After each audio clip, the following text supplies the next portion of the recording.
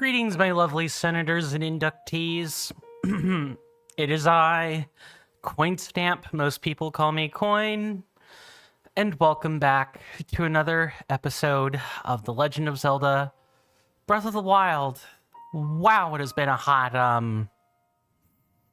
almost 2 weeks, huh? Hopefully everybody is doing well in both health and in spirit today. I am doing okay. I'm feeling much better now that certain things have transgressed and transpired. I can get on with my life.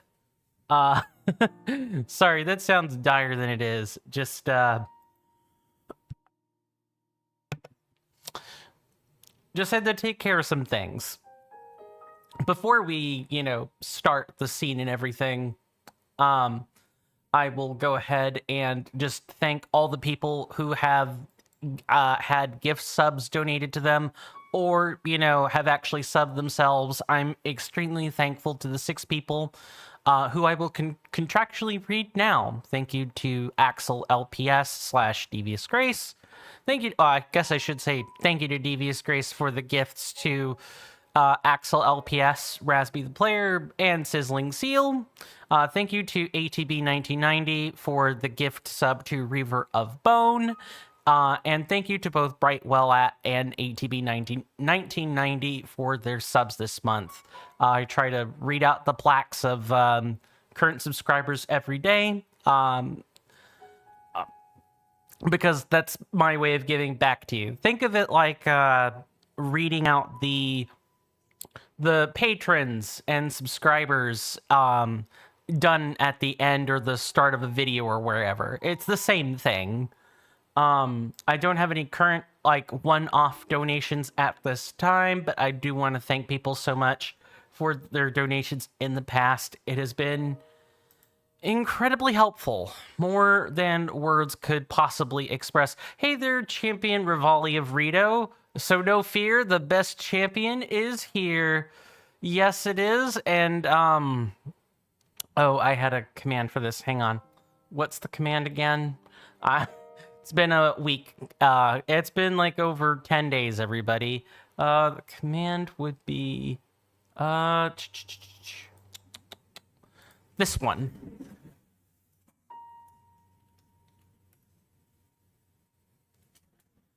Or, I could forget how my own command prompts work. Anyway, let's get to displaying the camera and everything. I really do hope that everybody's doing well. Champion Rivali of Rito, assuming you are still here and everything.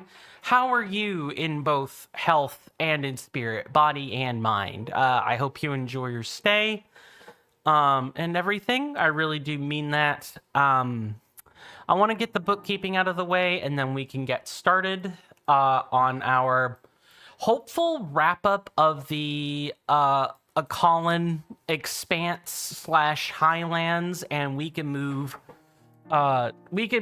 toward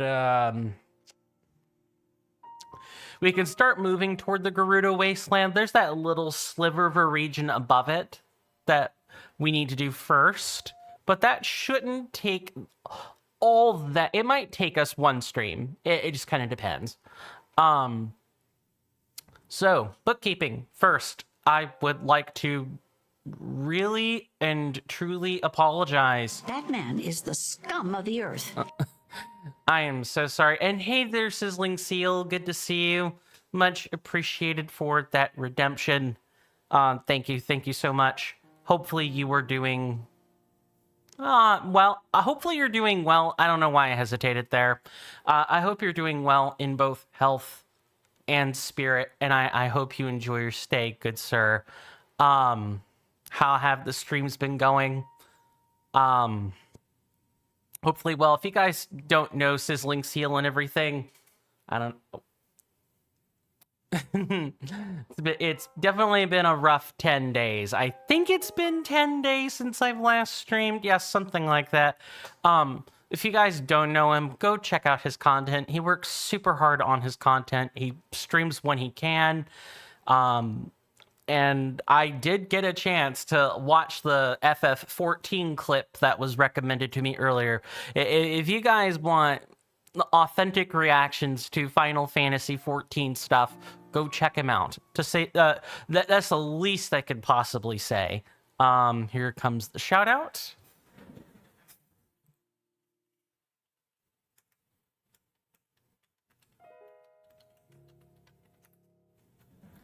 I'm not someone who follows the Final Fantasy 14 lore. I know a little bit of it, but honestly, it's more of Final Fantasy's timey-wimey, wibbly-wobbly BS, where every story has themes, but is clearly supposed to be its own distinct thing. So, you're very welcome, Sizzling Seal. I'm glad you're still here at all, if I'm being quite honest with you.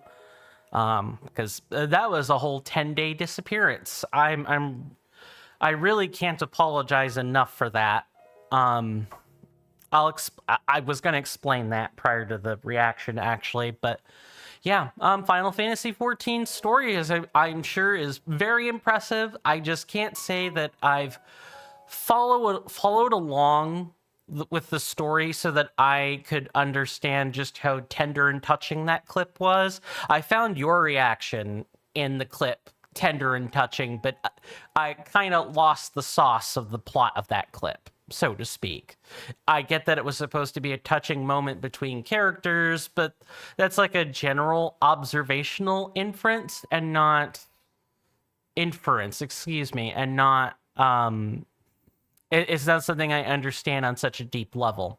Now, I've already apologized for my missed streams. I won't go into all the details. I made a vlog last night and published that at around 9 o'clock this morning, Eastern Standard Time.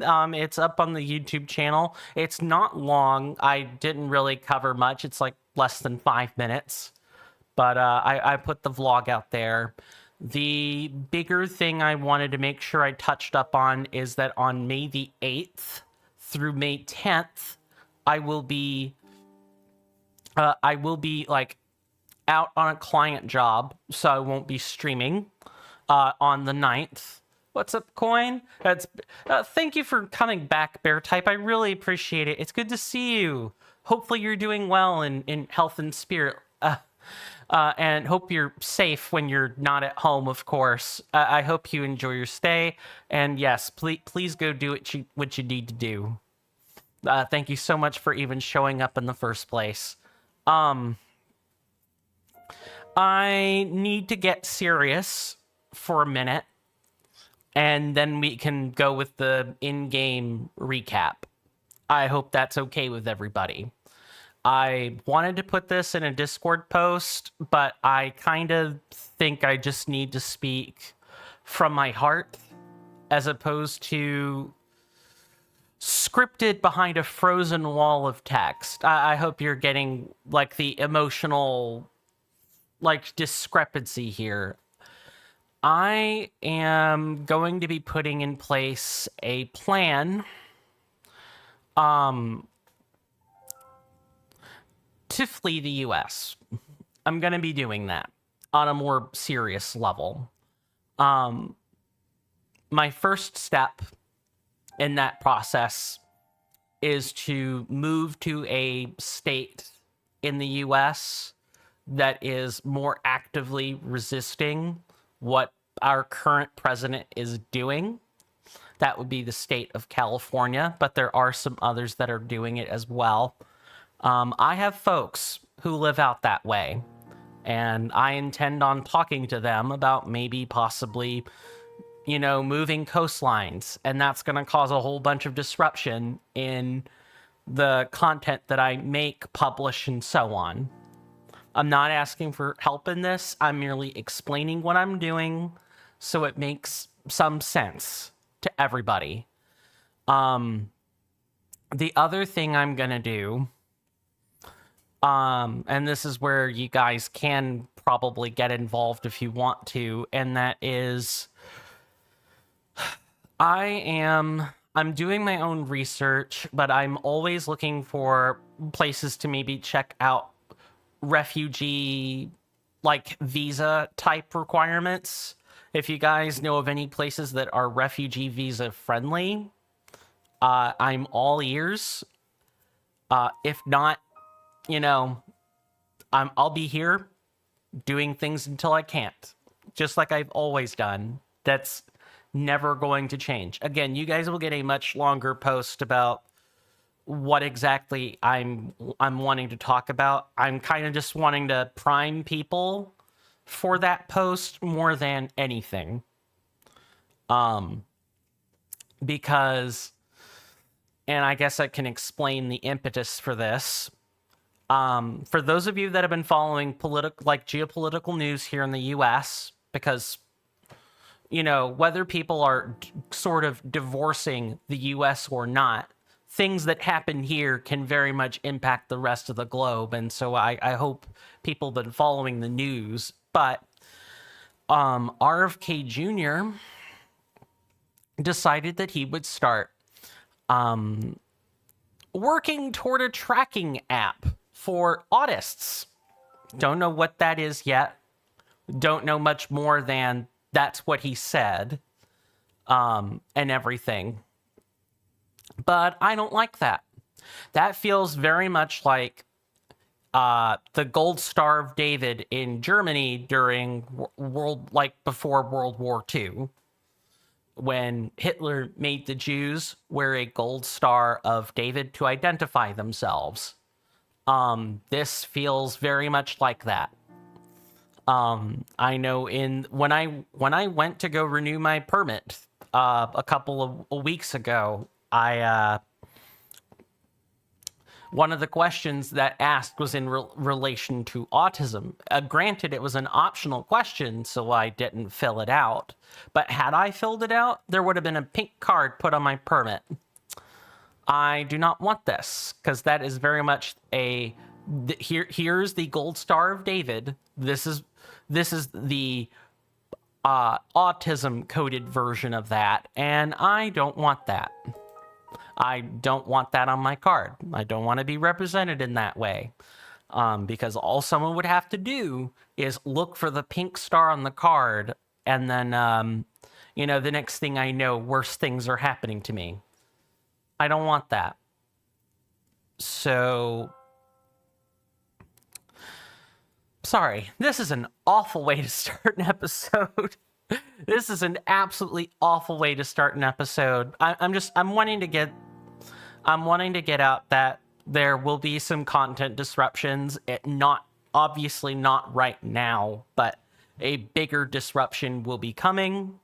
I'll take any prayers or well-wishing that you guys want to send my way. I could use it, because right now I'm feeling somewhere between hopelessness and rage, and that is an awful place to be, because those are some very dire emotions.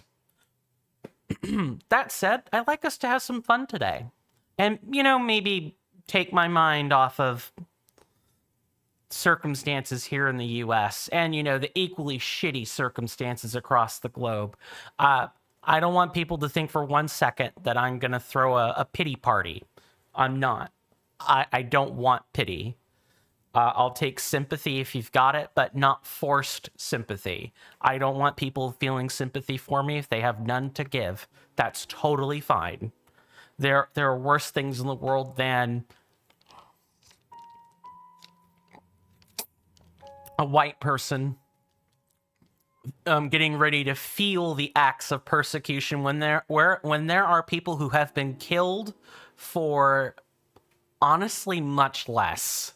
There have been people all over the world killed for nothing, killed for folly worse than someone thinks autists are a general plague on society. It's pretty bad, but at least it's death over something as opposed to death over no reason at all. I don't know which is worse. Anyway, my apologies for all of that. I just wanted to kind of, and I guess that's the neurospicy part of my brain is the more I try to like leave out, the more I want to explain, because nothing makes sense to me in an explanation until all the context is laid bare. But that's like a interconnected web of bullshit to a lot of other people. As someone who is surrounded by neurotypical people, being in tune with how neurotypical people see things is important.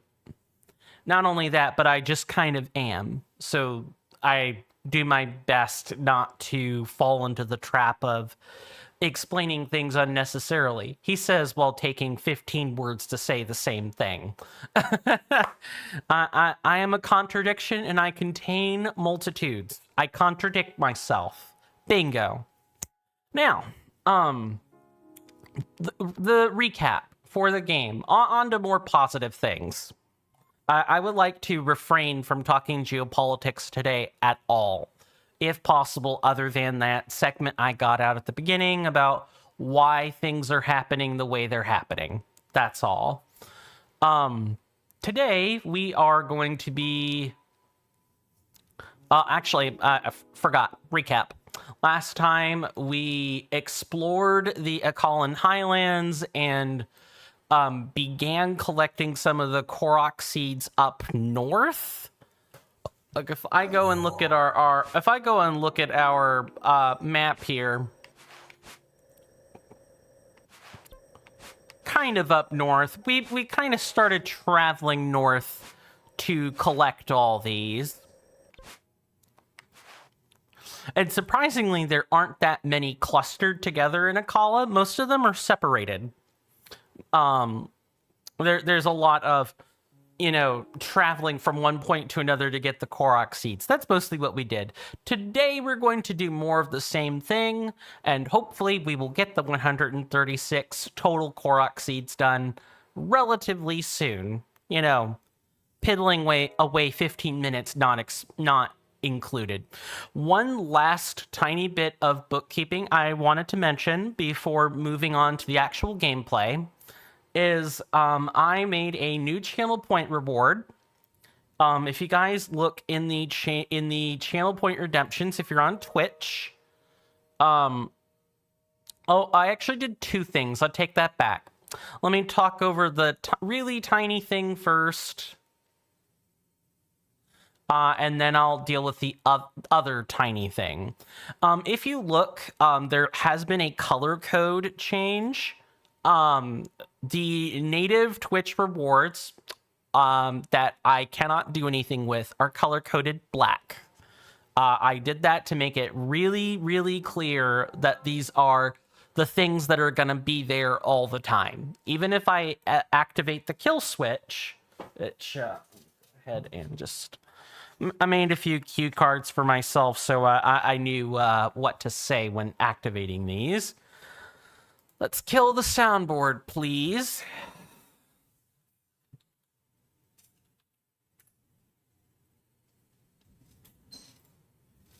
And if you'll notice, if you'll look in the channel point rewards, there are only the black ones there.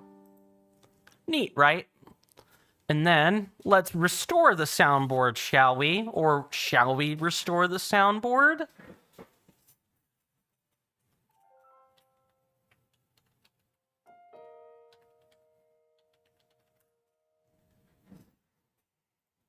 And now if we look, all the rewards are there. And all of them are correctly ordered as well. I like this nice little bit of tech. It means if I want to kill the soundboard for any particular reason, I have access to it. I did make a new channel point reward called Become a VIP. I've put it at 200,000 channel points. I think that is relatively... the VIP role is typically somewhere between 50,000 to 250,000 points. Maybe more or less depending on particular rate of accrual on Twitch. But VIP lets you talk in slow mode. It lets you talk in emote only mode as well. And those two particular toggles on Twitch are there for specific reasons. So if people want to violate the the constraints of those modes by being of a particular status, becoming a VIP will solve that. Just be aware that I think because of what VIP mode really represents, I made it cost a lot of points. Like a terrible amount of points. But there's probably at least 1 or 2 people that have that amount of points already. And of course, it's got a soundbite clip. It's got one of the best ones.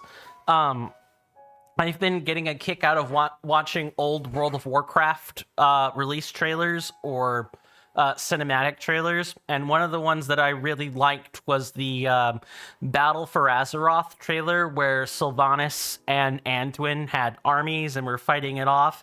And there's this really fantastic moment where Anduin realizes that a bunch of his like friends are dead or dying, and realizes that suddenly he has to drop his sword and pray to the light. And so he does. And then he says, "We stand as one for the Alliance," raising his sword in triumph. Powerful, powerful cinematic. Loved it. I loved it enough to make a soundboard clip of it. Hey there, Nabro. Welcome back to the stream. Good to see you. Hopefully you're doing well in both health and in spirit, and I hope you enjoy your stay. How are you doing, if you don't mind my asking? I was just clearing up all the bits of bookkeeping before we actually got started playing the game. We are 25 minutes in, which is a bit longer than a standard bookkeep, but a lot of stuff happened in like the last 10 days. So that's what I was kind of righting the ship for. Some other things, and I guess this is the teeny tiny last bit of bookkeeping. I did have to go out and do a bit more grinding. I have the footage for the grind recorded. I need to actually sit down and edit it, find an audio track to loop on top of it, and then publish it to YouTube. That is going to take some time, but I did have to go out and grind a bunch of arrows. I basically got 300 of them. I also made literally almost all the food I could eat in the entire world, as well as like picking up a few munchables along the way. Just wanted to explain that. I also turned some of the luminous stones we got into diamonds. We now have 40 of them, so if we need a burst of cash, we have it. Or if we need to, make more of these lovely puppies, the Great Eagle bows, we can do that. I want to take a minute and kind of talk about the champion weapons, but before that, I am getting all 900 Korok seeds, and I cannot be arsed to collect all 900 of them. If you guys want to follow along with the map I'm using to get these, if you type in !BOTWMAP if you're on Twitch, or asterisk or star !BOTWMAP, there will be a little timer with the commands listed on them rolling out, I'd say soonish, if they aren't already rolling out. That'll list the commands for you. And you can play around with those, but I'm pretty sure it's asterisk !BOTWMAP. That'll give you the interactive map I've been using to help with the collection of Korok seeds. Because I've got to say, the Korok seeds, some of them are just hard to deal with, hard to get, very frustrating to get. I guess we could just start going this way. It's fine. Let's go ahead and put a stamp right there. And I forget why I put a pin there. I think I might have put a pin there for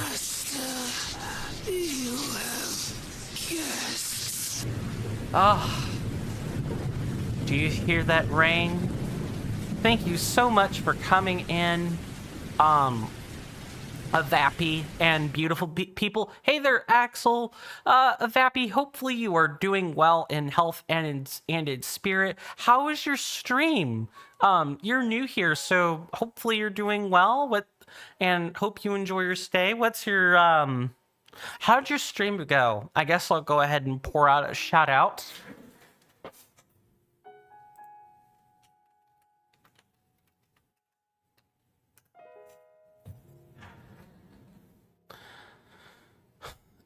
Is that Minami Lage?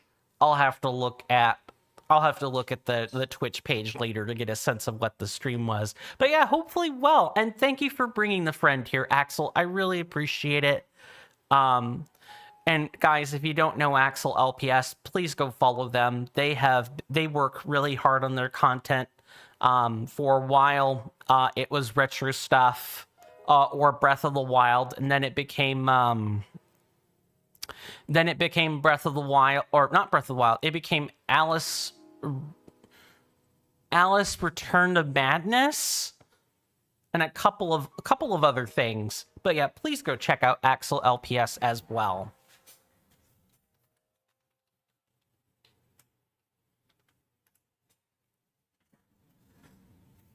Let me see. Hi, I'm going to be off to eat. Very well. Yes, if you need to take care of yourself and everything, please feel free to do that. I have no problem with people needing to cut and run. Yes, Breath of the Wild is an amazing game. It's not perfect, but it is amazing. And I do think that distinction is particularly important. Yeah, and haven't been playing a lot of games lately. Oh man, yeah, that's the state of the world.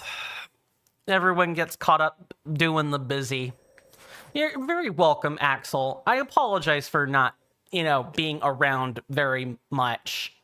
I'll spare you the diatribe I had in the beginning, but a lot of stuff happened, and I am putting together a plan in place for me moving across the sides of the United States. That's about as much as I'll say for now. I'll put out a post later because there are a few other things I want to add to that, but I don't want to repeat them here. Because as I explained to the people coming in earlier, my mental health sits certainly somewhere between rage and fear, and I don't like that. So I think a change of scenery might be in my best interest from a mental health perspective. You were busy streaming Littlest Pet Shop content? Awesome. Yeah, how have those been going lately? Oh, it's fine. I also apologize if you haven't been there a lot lately. No worries then. Sounds like we're in the same footing, the same boat with one another. And as far as that goes, that's perfectly fine in my book. Thanks for the latitude and understanding. Okay. So if you guys want to also, this is strictly for people on Twitch. Oh, hello. For people on Twitch, if you guys want to increment the counter, you may notice a counter below my portrait, below my webcam. If you type in !seed grow, you'll increment the counter by 1. This represents the number of Korok seeds we have. I thought I would give people a little screen element to play with if they want. But if not, no big deal. !seed shrink, both all one word, all in the same command, and that'll decrease the counter by 1. Or you can use !seed sow, all one word, followed by a number, and you could set the counter to whatever you like, really. I hope you get better soon. Thanks. I really appreciate that. This is a, is this a... Hold on. It is. That fight was totally unnecessary. This controller has definitely seen better days. Oh yes, this controller is starting to have sincere dead zones with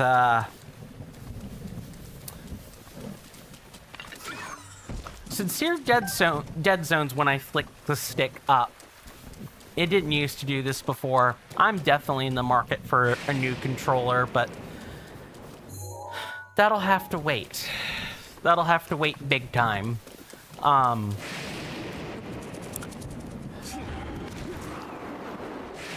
If I do end up moving out to California, though, because that is the thing I'm talking about, you know, California might be a welcome change of scenery.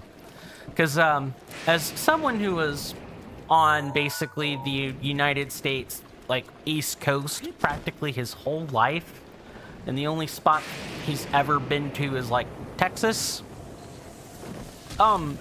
being near beaches sounds like fun right now.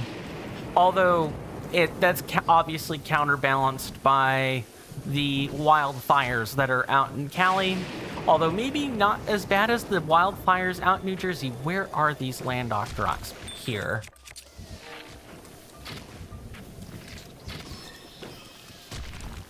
And I know there's another one over there. Yep, I see you.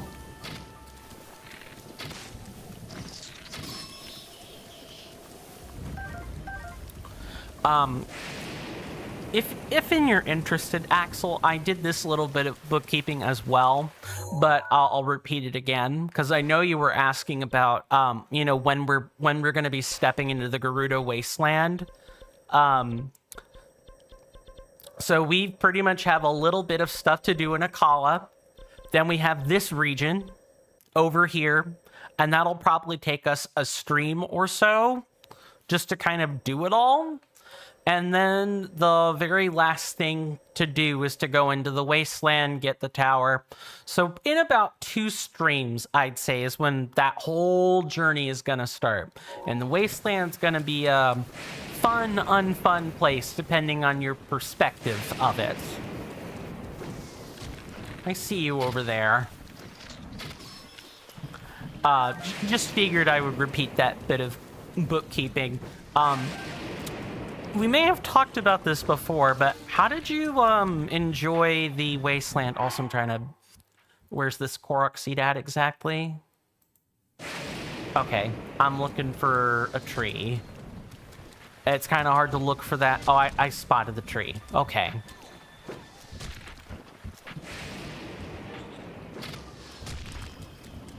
Okay, there's another Octorok. Did you enjoy your time out in the Gerudo Wasteland? That was the question I was going to ask. And I ended up murking said question when I was in the bit of literally climbing up trees and having Octoroks pelt me. Okay, can I stop getting the 3rd degree from every Octorok in like a 50-foot radius? Thank you very much.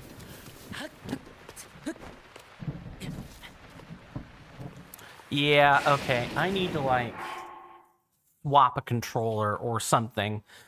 Give me just 1 second, guys. I'm gonna go grab a controller from my bedroom real quick. Be right back.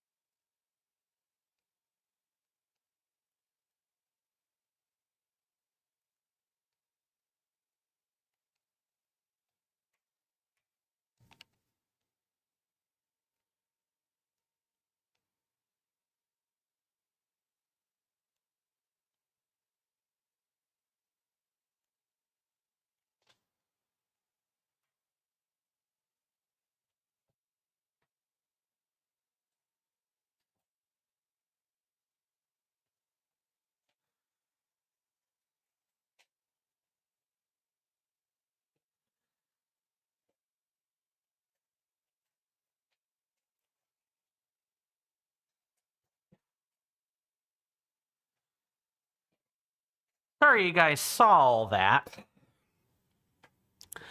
I went to go grab the controller. Took me entirely too long to go grab it. Then I realized it was here in the office the whole time after I reorganized it.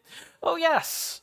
I showed this off the last time I streamed, I think, but I'm going to show it off again because I like doing it.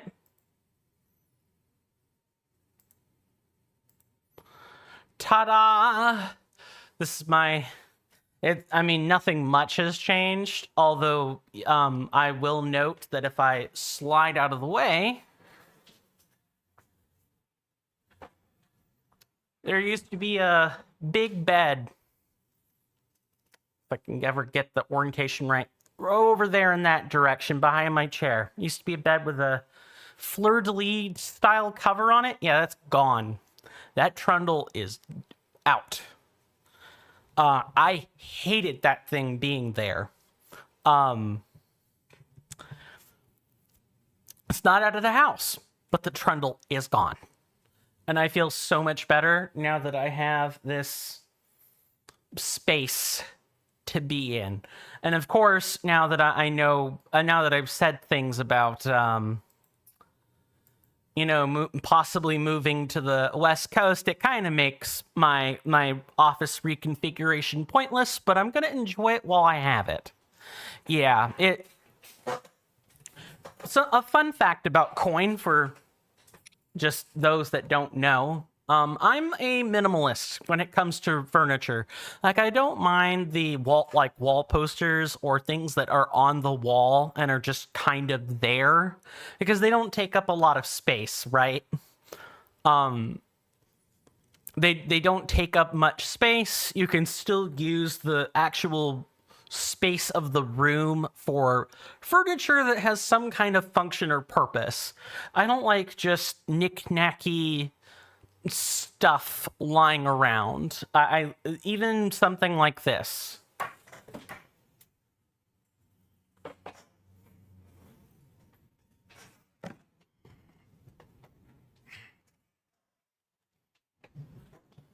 Even something like this cheerwine container that had glass bottles in it.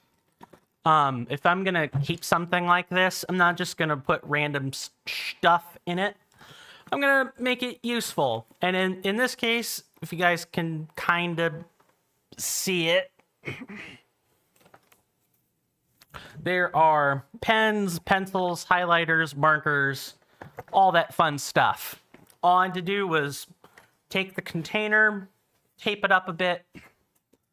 You know, there are slots inside the container where you can pass through one slot to another slot. I'm gesturing below the camera where no one can see it because, of course, that helps everybody.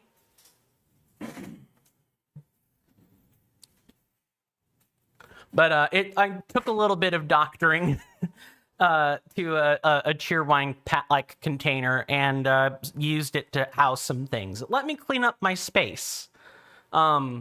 I need to take some snaps of the office and show you guys sometime, or do like a phone vlog about it. But yeah, being able to just not be surrounded with stuff does a lot for my mental health. I do not like being surrounded by knickknacks and feel like I don't have any space to be. Also, the more knickknacks that are in a space, the more they collect dust. I mean, that can happen regardless, even with something like, you know, what I just showed everybody. But knickknacks,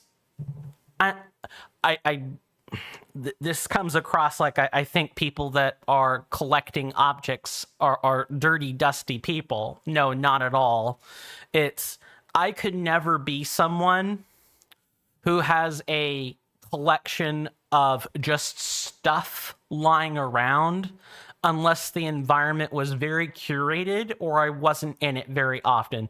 Like, I'll take the you guys might have saw it for a split second, but there was a little end table with a like selection of game cases on it. That's what those are, in case nobody could see that well. if I had a room full of stuff like that, I would not be in it often. Because being surrounded by stuff is just not good for my mental health. I don't know why. That's kind of something that I have to unpack with therapy, which is hard to do if you're moving around all over the place. But I recognize that this is a coin ick, a personal ick, a me problem, and not an anyone else problem. That's nice. Thank you. Much appreciated. Yeah, like I like to think I'm fairly self-aware, and I realize that, you know, when I put myself in other people's shoes and they look at my room and see the game cases, or they see a random pile of stuff tucked in a corner where it's out of the way, that's not really any better, right? It's not really any better. There's no rhyme or reason. It's just kind of there. I'm a hypocrite by definition. Got it. So I'm self-aware enough to realize that in describing the personal preference, if I'm operating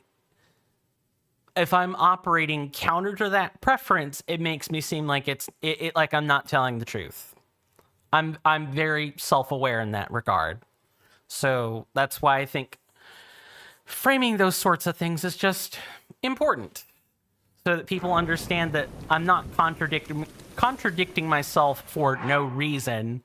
This is just kind of how it goes when you're living with someone else. It's kind of how it goes when I'm trying to figure out where my climbing gear is. Where did I put it? It's right here. Because, of course, when it rains in this game, it pours every time. Now,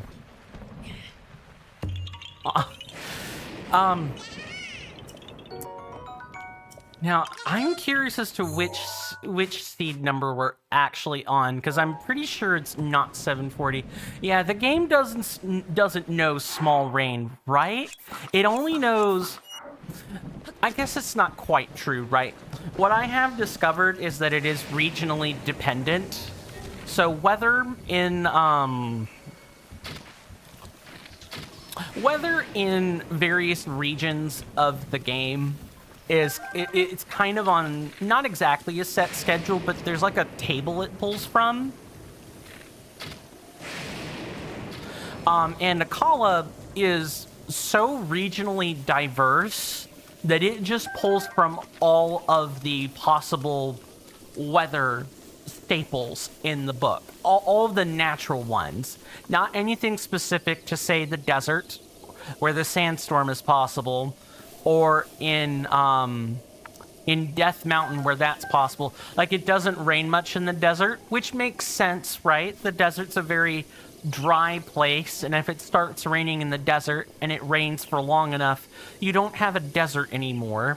You have a mud bowl, I guess would be the way I know how to describe it. Where is our next Korok seed? It's like right here-ish. Yeah, so like the regional weather makes sense. It's just that because Akkala's a diverse place, it doesn't have stable weather.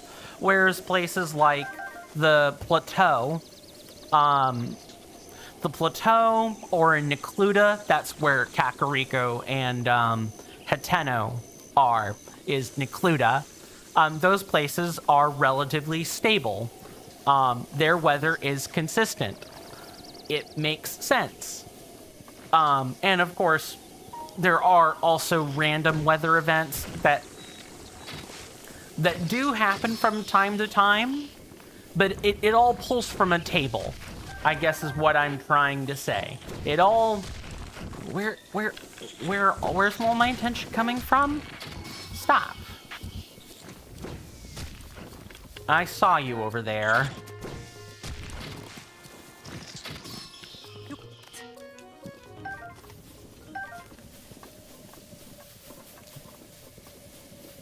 It all pulls from a table of values, like dressing down the game to its perhaps simpler terms. It's all from a table, and Akkalan just has the most expansive table, which is why weather in Akkalan can be particularly frustrating, even with places like, Lanayru, the Lanayru wetlands, right? Working your way up to Zora's domain, at least until the weather becomes, more stable or more on a clock. You realize it's going to be raining there the whole time. You can make adjustments to what you're doing until you've actually resolved Divine Beast Varuda. You can just not climb. Or, if you followed along with the Let's Play, you can use Rivali's Gale to kind of like shortcut a lot of the climbing you would be doing, right? So, okay, that should be enough to get that out of here.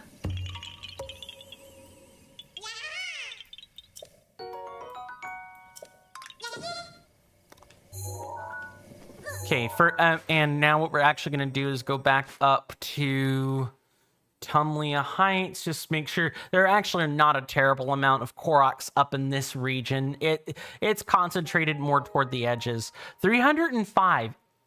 And yes, 305. And I'll point out that we could not spend any more of them if we wanted to, which is just we're literally collecting them to collect them at this point. Yeah, I think we spent like the 450, 500 we needed to get all the slots. How many Korok seats do we have? We have 746 of them.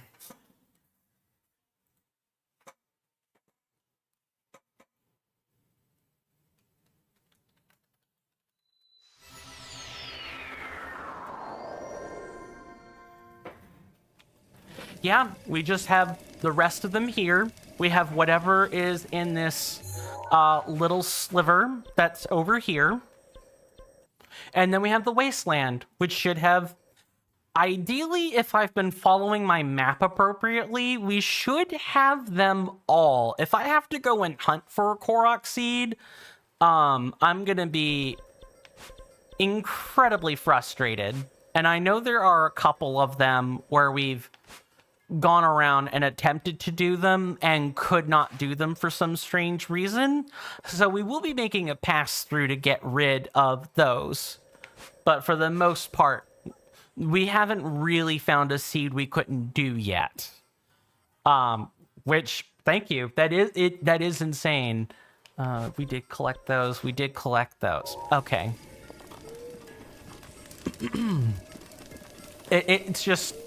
It's really impressive to think that in like the 44, 45 episodes we've done, we have gone from barely exploring fractions of the game to almost having all of the map completely visible.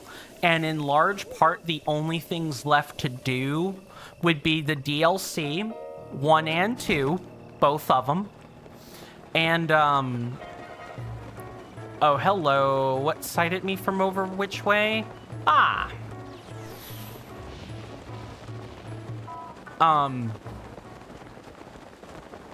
And, the grinding for all of the things that Kilton has to sell, all of the fairy upgrades and set bonuses, and everything like that. I want Ganon to kind of be the last thing we do before we transition to a new game.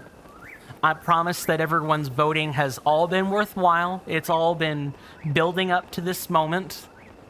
It's just that we're at a point where our route into the game is locked. Us voting on things really only kind of delays the inevitable instead of giving us a new place to go, if that's making any sense. It's not that I don't want people to vote on things, it's that I don't think us voting on things is worth anyone's time at the moment. But rest assured, as soon as Tears of the Kingdom starts, there will be things we can do in the game. And as soon as I have an idea of, how we want to go about progressing in the game, you guys will have plenty of opportunities to vote. Oh yes, this is a good time to probably mention that. Oh, well, first, attention members of our fine audience. In just a few short moments, there will be some advertisements. Sit tight, stay strong, and hang in there for me, and they'll be over in just a few short moments. Thank you. That is probably my time to, oh, I love the audio for ads. Thank you. This is the 5-minute warning for ads. They are based on the real world clock and everything. So at 2 p.m. Eastern Standard Time, we will have the ads. So I better get to, today's shilling. I realize I have not done much to earn this in like the past 10 days, but I do want to thank everybody for, stopping by and hanging out with me. You guys have been awesome. I really mean that. Words cannot express how thankful I am that I still have an audience, period. If you guys like this content and hadn't considered doing so already, please follow the channel on Twitch, or subscribe on YouTube, or if you guys give me maybe another week and a half just to double check everything, if you guys use Trovo, I also have a Trovo page up, which is, let me explain a bit about Trovo, because Trovo's a real treat. Trovo is like this weird, platform hybrid between like Twitch, Discord, and a mobile game. If I had to guess, there are like separate channels to discuss things. Which is what Twitch used to have in the chat rooms. That's no longer a thing, by the way. If you try looking around for extra chat rooms on the Twitch page, and like any Twitch channel, Twitch chat panel ever, not gonna happen. Trovo has those. It's wild. It's wild. I've learned a lot in like the past month about how Trovo works. It really is kind of its own thing, while simultaneously being an amalgam of everything else. But I do plan on adding Trovo to the arsenal, at least while I am capable of streaming. Now, once I move to, once I get arrangements figured out for California and I move over there, I won't be able to stream until I've got everything figured out. But I will do my best to keep up recordings and everything, because I think I can at least do that on top of everything else. But yeah, that's like the light bit of shilling. Let's also present the Discord server. I know that's also been on a timer, but if anyone is interested that hasn't joined the server already, I am cultivating one. We are growing it one heart and mind at a time, and it's the place where we can go to share things, which I've done in the past. We've got a picture gallery, we've got all kinds of cool stuff, and 95% of your benefits are Discord derived.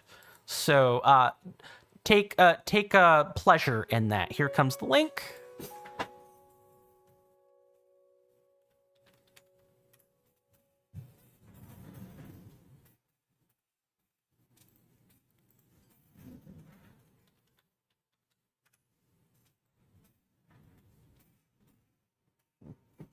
I will be re-recording that warning, by the way, because that's not the ads themselves. Again, that's a warning, but I have a little bit of a better bit of phrasing thanks to what you guys have told me about it. I think it's fine, but the audio alert I have for the 5-minute warning has a bit of S-ing in it, where it like cuts off. And so I'd like to, do a better one. And I think I can do that given the time. I keep talking about trying to make that recording happen. It hasn't materialized yet. I'm going to work on that today, along with doing the backlog for, hey, I had to go and do a whole bunch of grinding with arrows and stuff. You might notice I've got the 270 arrows. We were kind of running low the last time we were streaming. Yeah, I have all that footage backlogged and ready to go to be edited. I just need to put a track over it and get it submitted to YouTube. which I hope people have been enjoying the, sped up grinding videos link, but I realize my controller's crapping out, but you could try a little bit harder. Speaking of, see you guys after the commercial break.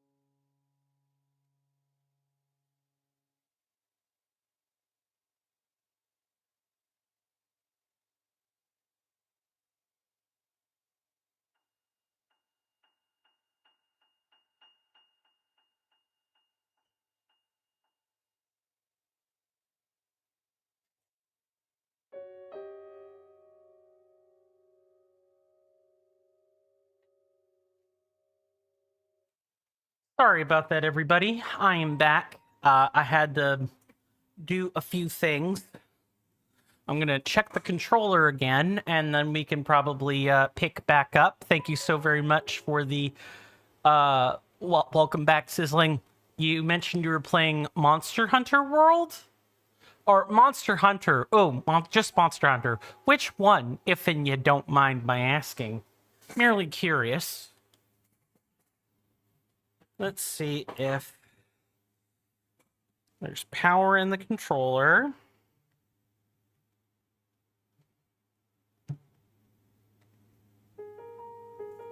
Okay, what I might need to do is pair the controller. World? Okay, I had it right. It's like the most common one, so it makes sense. Nope, that is system settings. Let's not do that. Let's find controllers.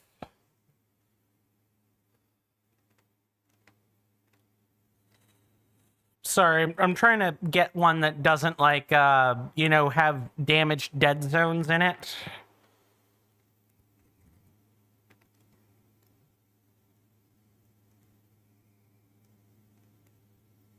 I don't like that at all. see. Pairing new controllers. View other pairing methods.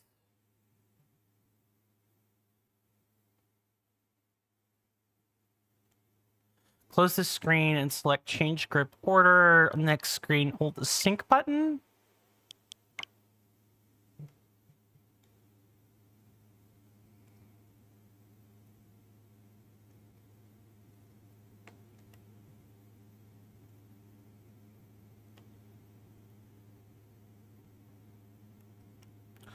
Sorry about this. I'm just trying to do some stuff.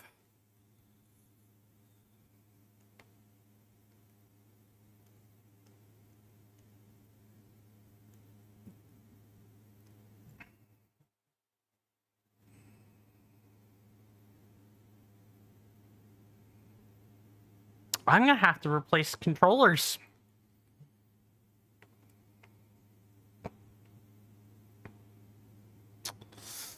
Here's a lovely engagement question for anyone interested. You ever have to replace a controller before? Or if so, when was the last time you replaced one? I think the last time I actually had to replace controllers for anything console related was maybe half a year. Yeah, about 6 months, and it was due for it was due to the same reasons as what I'm doing right now, which is like trying to mitigate controller damage.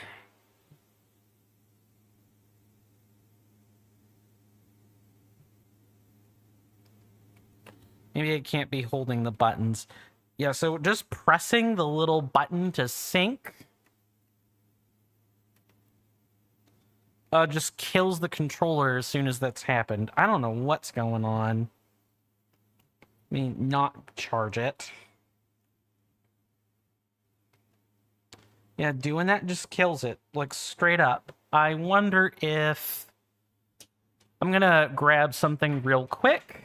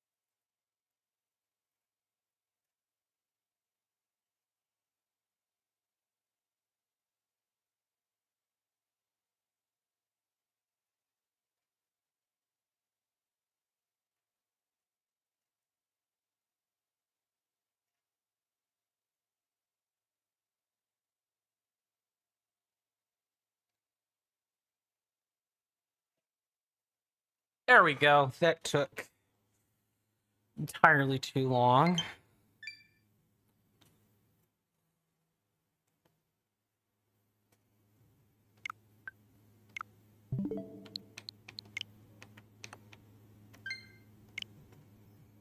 I think I've got it. We'll have to do some playing around with that. Again, so sorry.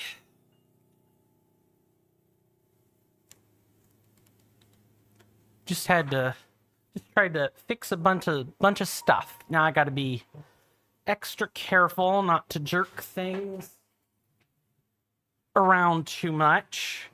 Got to be delicate with your electronics, which you should already be anyway. Because otherwise you won't have them very long. But now why did I? You know it's bad when you can't remember what you were doing 5 seconds ago. I swear I'm goldfish brained today. I think what I want to do... Oh, right, I remember. We could do things like this as well. This is a pretty easy way to get to where we're trying to go.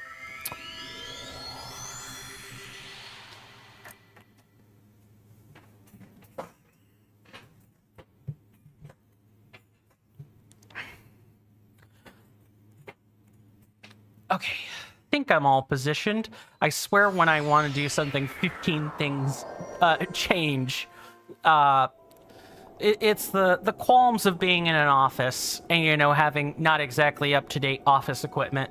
What I would really want is a sofa or like an actual lounge chair and not an office desk to sit in, but you know, that can happen later. Our next Korok seed is like, it starts like here-ish. Yeah, we'll put something there and try to head our way toward it.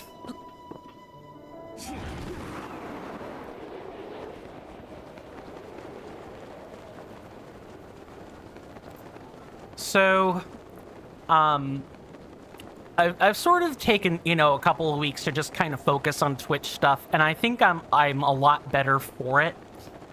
You guys have access to, you know, a few more redemptions than last time when you were here. Again, the big one was, you know, if you want to pay channel points to be a VIP, you know, feel free. If you've got the 200k to do it, do it. It's a lot of points. But every time you're here, every time you participate in a raid, every sub, there's like a whole panel for things just like this. If we look at these, you know, how to earn. This looks like a call for... Really? They started removing the caller ID? All right, then.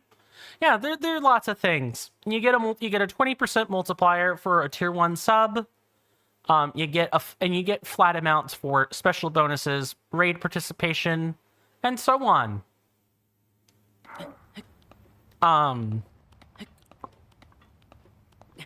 Which, you know, I suppose that's something else about channel points, is really the Twitch subscription is like the best thing you could be doing to get like a better rate, just a better flat rate on your points. It does have to be an actual tier 1 sub as far as I know. So someone gifting a tier 1 sub will do it, or don't... Where... Oh, I'm in the wrong place. I don't need to be all the way up here. That happened as well.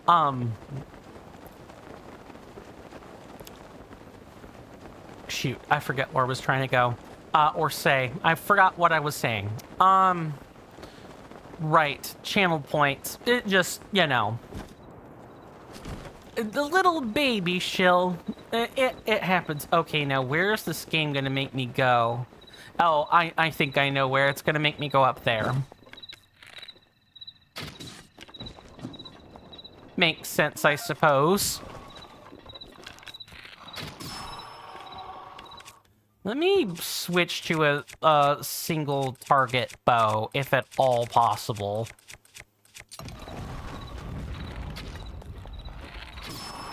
It's one, and there's the other.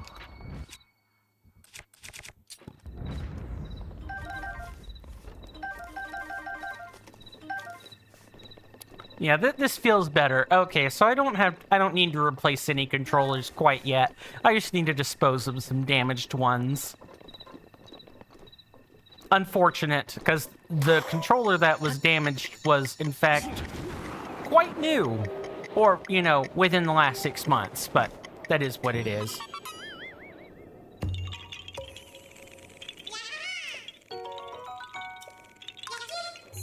Okay, where next? Probably up there toward Gut Check Rock, which we could kind of go back to.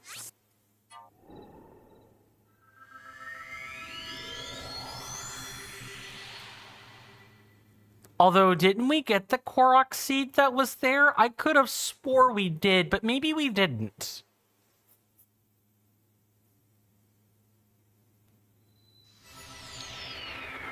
Let's see. No, we did. Okay, it's,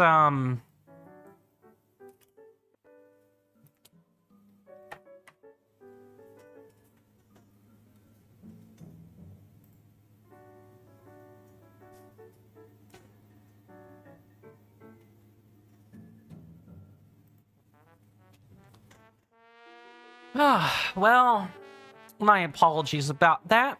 I accidentally jerked out the little cable to the 3.5 millimeter jack to my headset. That was a fun little fix to have to try to do. Yay. I'm on a much shorter leash with the headset now. I really can't go too much without having to take the headset off. Real unfortunate, that one. Okay, is this next one like up here? Yeah, it is. Okay.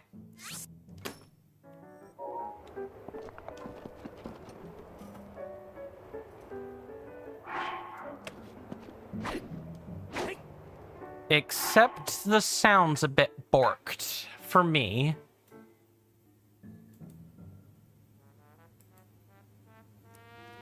One second.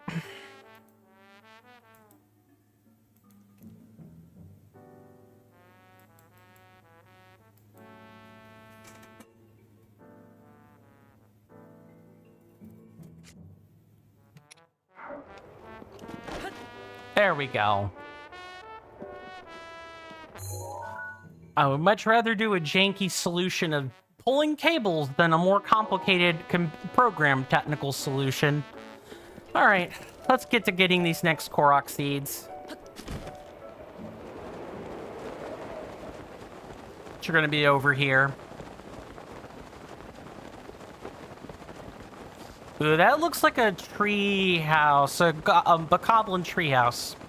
Yep, I think I know where we're heading. Not gonna be fun. Hopefully everybody is enjoying the games that they're lurking with and everything.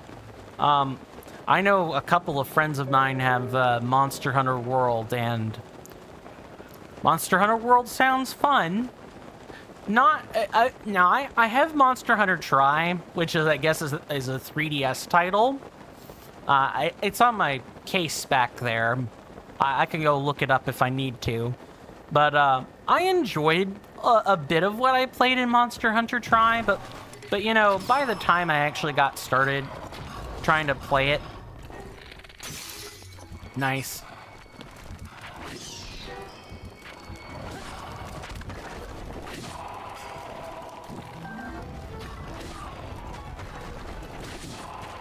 There we go, let's get them out of here.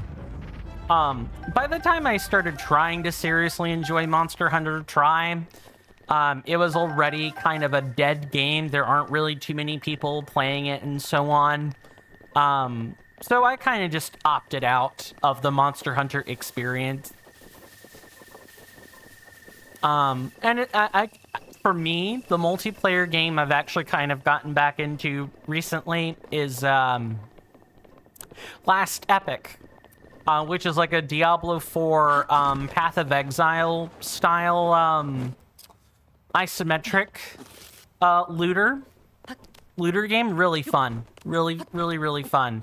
I have a wizard in that game that is just lightning blast, which is essentially chain lightning, or like the chain lightning variant. Oh, just having zapping 8 targets down all willy-nilly all at once has been lots of fun.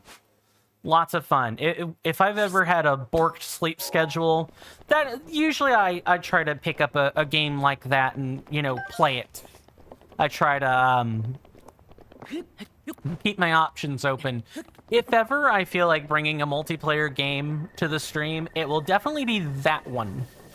Because Last Epic is a one-time purchase game. There are like a handful of microtransactions in there, but in large part, it's really not necessary to use any of them for Last Epic.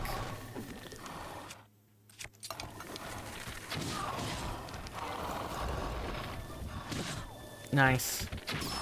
Here's one. Oh, I'm being pelted by arrows.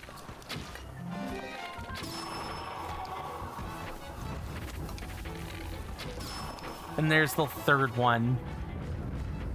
And then that should be the last of the stall enemies we'll be seeing for a bit. Yeah, if you want to know, like, safe periods to go out traveling without a whole bunch of stall enemies for the most part, it'll be, like, the 5 o'clock slot.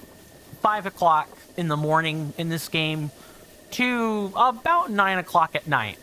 Once 9 o'clock starts happening...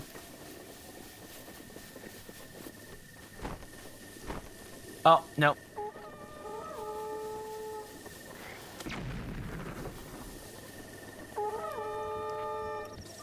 Yeah, I was afraid of that. Nice. Love that for me. Yeah, blow yourselves up over there. Be my guest.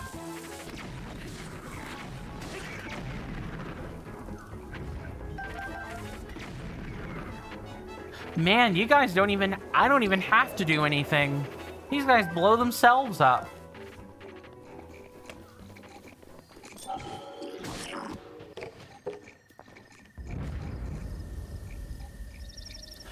Are you serious right now?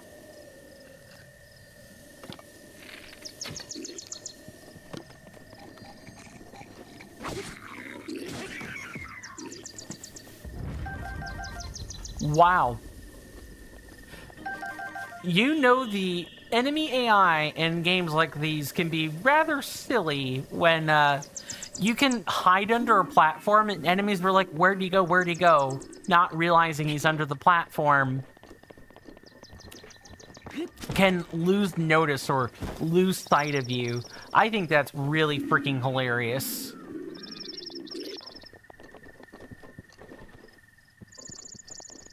Worst part of this is there's no real way to get up there except by Rivali's Gale. Like, yeah, unless you can, like, chop this. Let's see. Nope. This fake-ass support. Neat.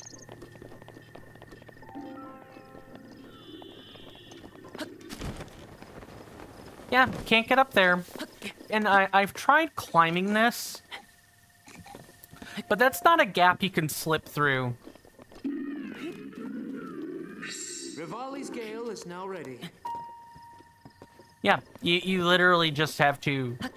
I guess there is one other thing we could do. We could make, like, an updraft. Let's see. This is a perfect time to use the meteor rod.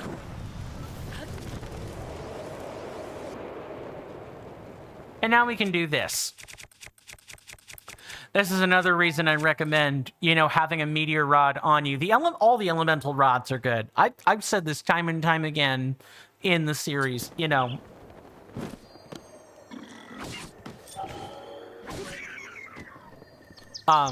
Keeping elemental rods is just a good idea.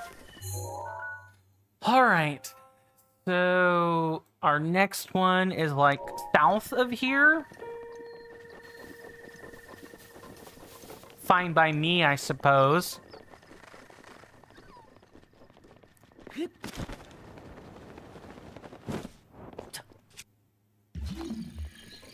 But the question is, where's our little friend, the rock? Do we gotta go back up there and grab him?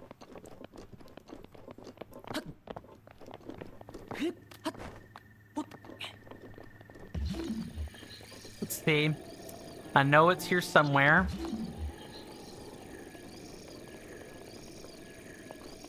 Or the rock can be in literally another location.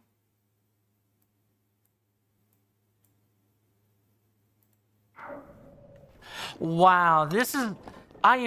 You know what? Now that out of place rock makes a little sense. A little more sense. That is a... No one would ever think to search for the rock here. At least I could see it on the map / know where it is. That is a hot ask for players. This is what I was talking about in many episodes where, you know, I'll praise this game for being a modern cult classic. You know, I think it's a good game. I think it's a game people should play. Let me see if...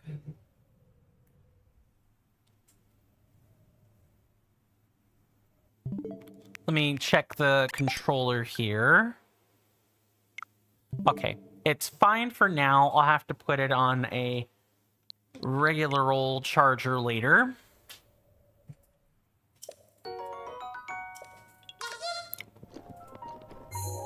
Korok seeds are just...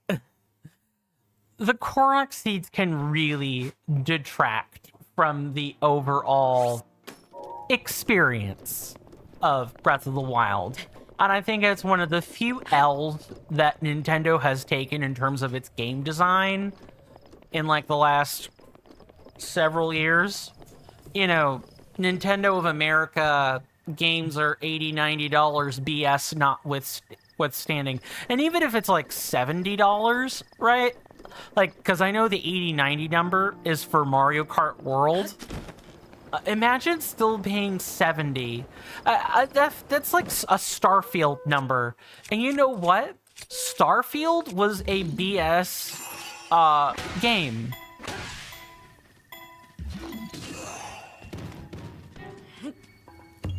Starfield was not a good game. He says, while having never played it, I don't have to play it to see how bad the reviews for the game are. The Starfield is so bad that not even Bethesda's modding community, which typically takes up a lot of Bethesda titles, not even the modding community wants to touch Starfield, except to, you know, remove the pronouns. Which, speaking of, I know I'm not really the channel for this. I see you over there. But I want to just talk about something. Pronouns. And not like, ooh, her, pronouns, yuck, gross. No, pronouns are whatever. They're fine. Male, female, fine. Whatever. Body type A, body type B. Or, you know, to pull a Dragon Quest, the hero type A or the heroine type B. Classic. Classic Square Enix. Like, the devs really don't care about the pronoun body type stuff, so they're gonna maliciously comply with it. That's fine. But Oblivion, the Elder Scrolls 4 Oblivion, another Bethesda game, that's where this was going, like, the Oblivion remaster has sold a lot of money. It's like a pretty good, like, faithful remake. It even includes the derpy, what am I trying to do here? It even includes, like, the derpy, you know, voice lines that had to be retaken or whatever. Like, it's that, the remaster was that faithful to the original, and honestly, even though it's in Creation Engine, the fact that the graphics are rendered in Unreal Engine 5 is really good. Really good. Excellent quality from the devs at Bethesda. If they make more games like that, you know, faith will be restored, somewhat restored in, you know, Bethesda's dev process.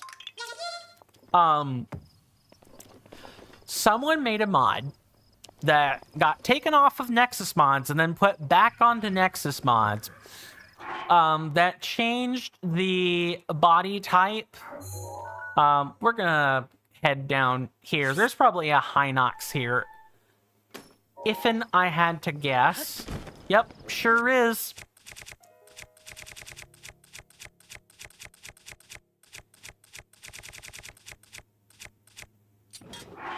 Go ahead and eat some buff food.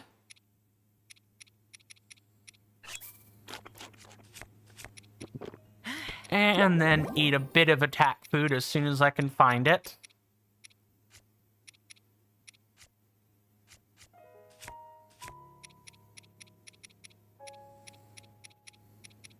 I forgot I ate all of the single attack power buffs because I didn't think they were very good.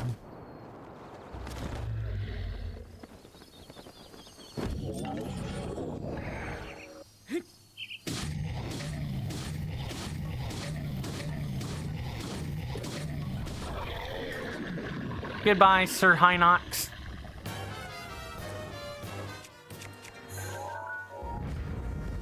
Man, that sure didn't take long. Yeah, I am so proficient at defeating these things. I have even found a way to take our friend, the Hinox, and render him irrelevant. Is just fantastic. Absolutely fantastic. Love that for us. And now I gotta make our way back up here, which is not too terrible, I suppose. Yeah, the whole... Go ahead and get our climbing gear ready. I don't know. I will always support diversity and inclusion, and equity in the cultural space. Like, I will always support that. But the reaction to the mod being there was a bit over the top. Even for Nexus mods.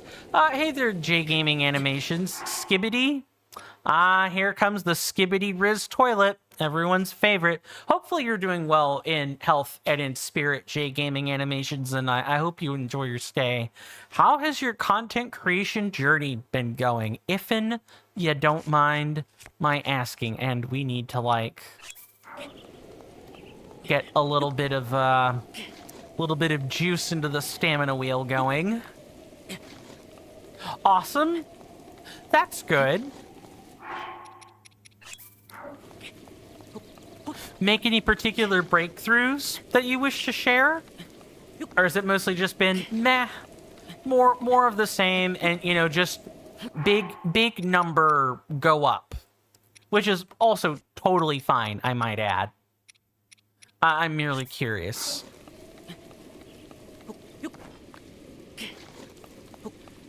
Boy, do I hate climbing cliffs in rain. Almost there. Oh, and just when I go to say something, that is when the game will remind me, hey, maybe you shouldn't talk about what you're doing, and just do it. All right, we got that out of here. Let's proceed to get some of these other Korok seeds, and then, you know, we'll come back and we'll try to grab the one that we missed, and then maybe, just maybe, we can get out of here. And on to the little region. Is there a way to, like, make this go faster? Not exactly. Nope, not there. Nope, not there. Nope.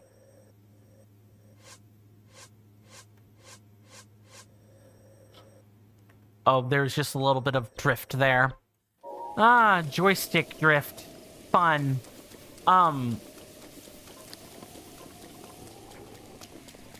Yeah, I'm glad your content creation journey is going well, J Gaming. I really do mean that. I know you've worked on music. Have you still been working on mostly musical stuff, or have there been some other things down the pipeline? I need to zoom in and quickly course correct, because we don't want to... I forgot to put a marker where I was supposed to be going, like up here.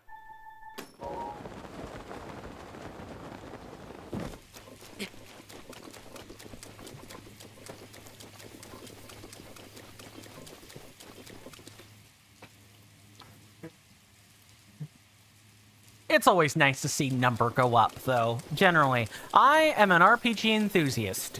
For those who don't know about me, like, at all, I am a variety streamer that focuses on role-playing games. That's, like, nice. I would really like you and your friends to get out of here, Mr. Wolf. Thank you very much. Is there, like, an acorn, or... No, it's because I'm not at the right tree. I'm not at, like, the right subsection of trees. It's this one. I am someone who mainly focuses it with games in the RPG sphere, but I'll sometimes play action-adventure games like this one, or, Oh, we need to put a boulder here? Okay, where's our lovely friend, the boulder? Is it, like, up top a hill somewhere? But I'll also do challenge run content for Elden Ring. I do that as well. I've done quite a few things on this channel, but the main thing I focus on is, like, RPG games as a whole. I am dipping my toe into horror, with the Amnesia subscriber special that I'm working on. But I'm typically not in that sphere of gaming. It is usually RPGs, whether it be something like Dragon Quest, Dragon Age, Mass Effect, trying to think of some other ones. Xenoblade Chronicles is like an RPG. Or, yeah, I've tried Skyrim as well. I've tried a whole litany of things on the channel. Okay, what is the deal with this? There's a rock somewhere.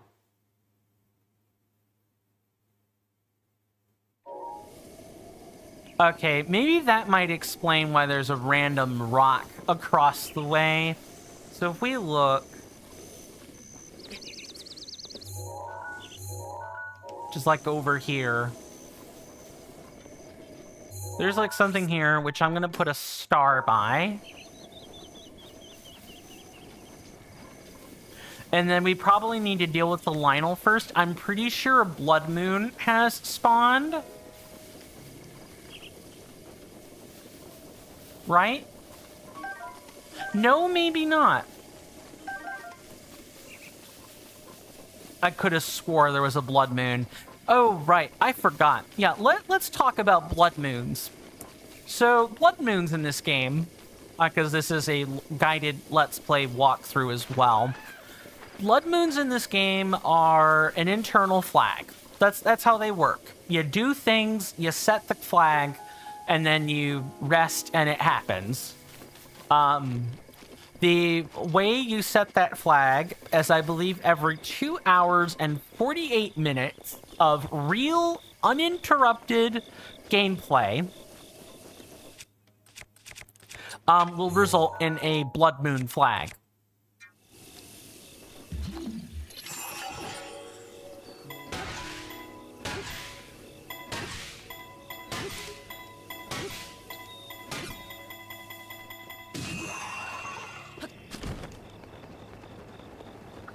Okay, now we'll go over there and kind of look. I see where that boulder went. Like over there, I'm pretty sure. Which would be just dandy by my standards.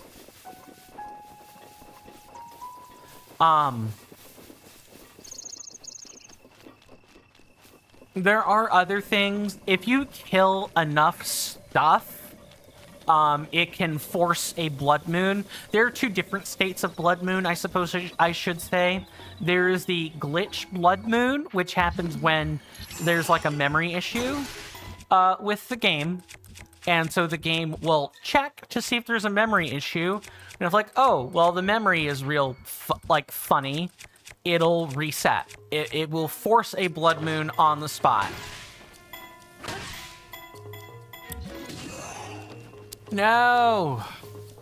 Are you serious? We have to do that all over again? Yep, sure do.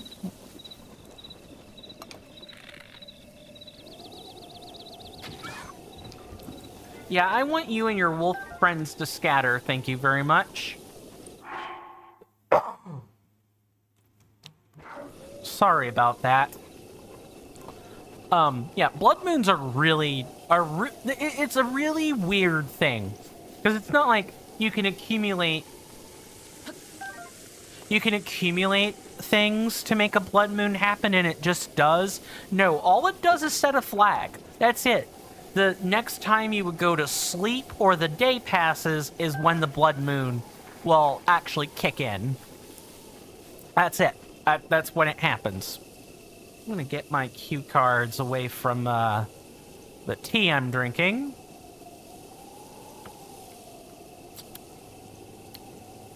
Because I couldn't take watered down apple juice anymore. So sorry. The ice had already melted down and everything.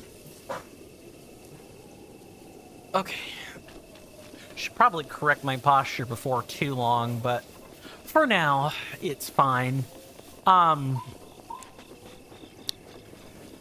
Killing enemies, completing shrines, completing divine beasts, completing quests, harvesting resources, like literally plucking an herb will contribute toward a blood moon.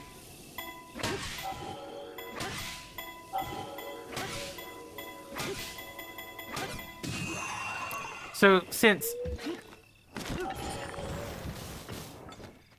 everything contributes towards a blood moon, if I'm gonna shield surf, I want to not do that with this particular shield.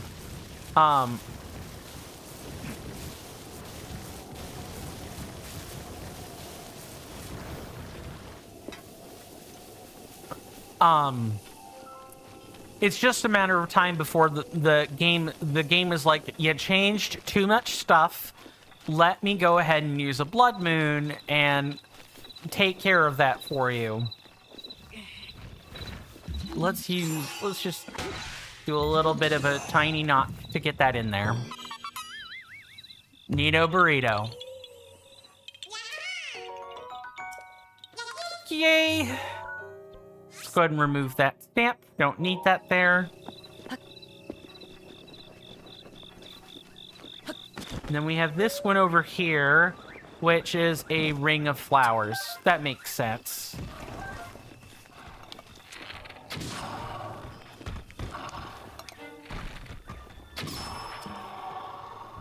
Stop that.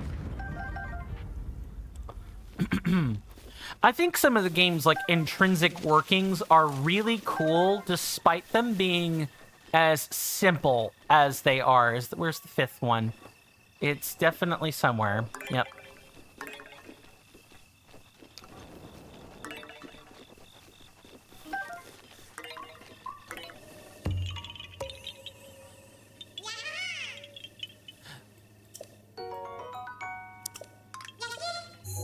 And I realize that sounds wild, like, oh, yeah, sure, cool, great, cool, neat, fantastic. You really didn't have to go or wax that hard. Is that... I think that might actually be it. Let's see. Do we get the one over here?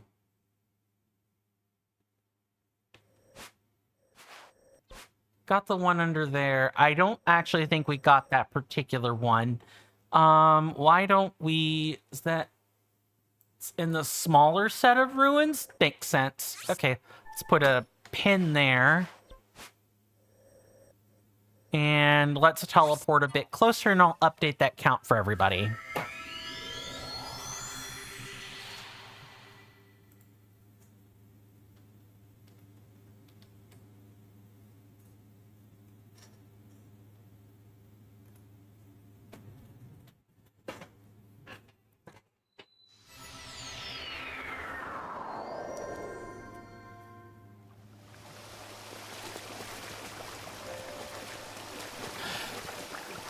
I also want to just say that I know my apologies seem or perhaps appear to everyone that they're valueless. And I suppose, you know, there's even some arrogance in saying that, right? Because at the moment an apology leaves your lips, it is not for you to determine its value, right? It's for other people to determine its value. But what I'm trying to show is that I have self-awareness.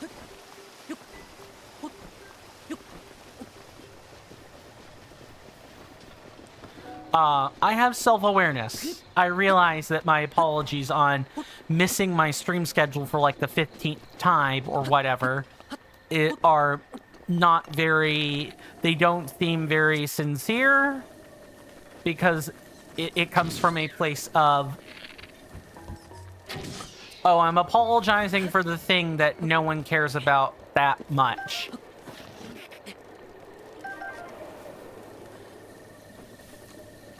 But I that's just the kind of person I am. If I realize that something is just my fault, straight up 100%, fully, completely, utterly my fault, I do want to be that person that isn't afraid to admit they're wrong.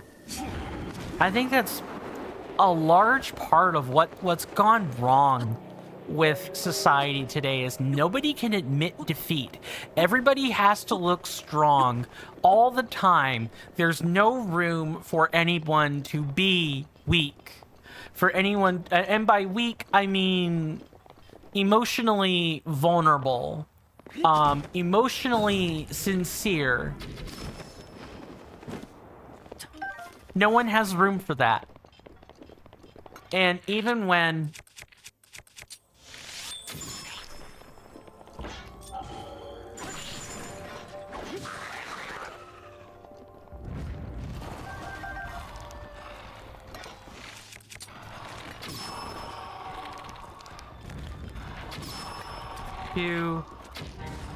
nope, wrong one. I need you guys to stop stamping your feet and let me take a shot. Thanks.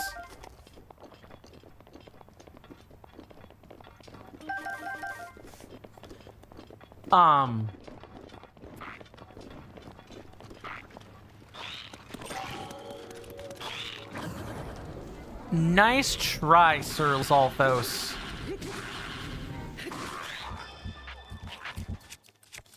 I need you to not be holding that weapon anymore.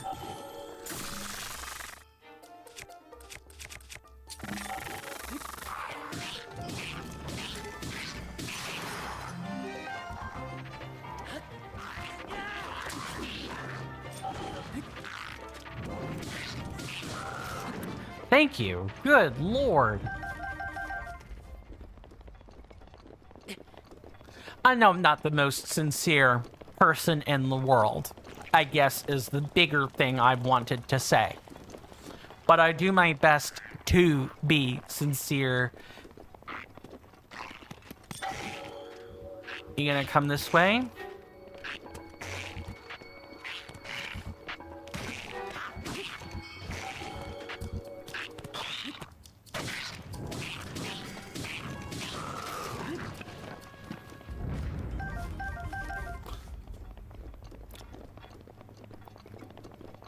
Because I think everyone deserves for me to be sincere. I also want to be sincere, but at the very least, I think people deserve my sincerity.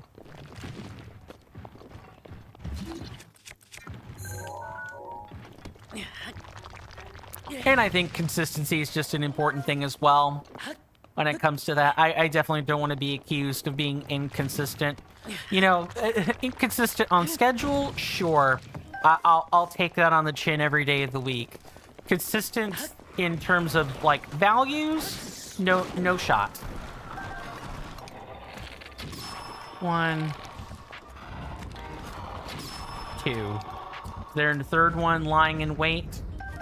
No, because they despawned into materials.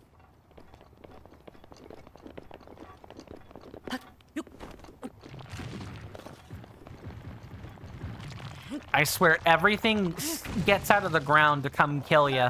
It's just like Dark Souls, baby. As I said it before, I'll say it again. This game is literally the Dark Souls of Breath of the Wild. It's like one of the harder games in the series. Tears of the Kingdom, I would argue, is a little bit harder than Breath of the Wild. And there's more stuff to do.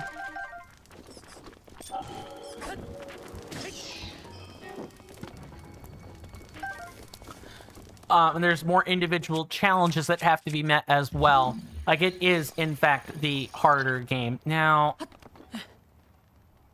there's got to be, like, a block of metal. There's got to be like a metal puzzle somewhere.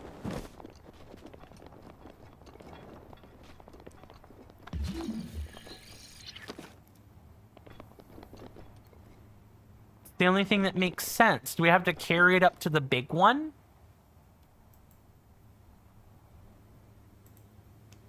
Or it's just gotta be in the ruins. Yep. It's right here.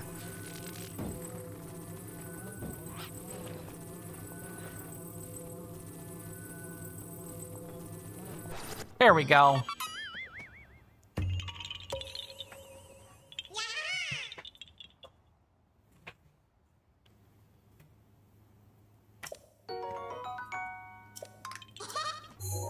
Where's our next one? Not over here. We got that one. We got the one at the Spring of Power.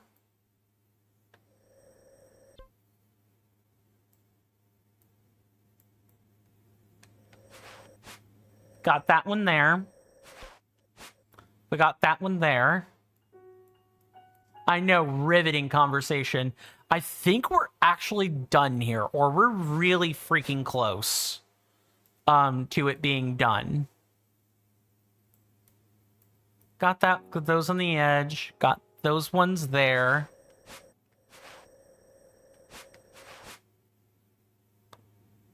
We're missing... Nope. So the next one's literally standing right above it. I think we're actually good here.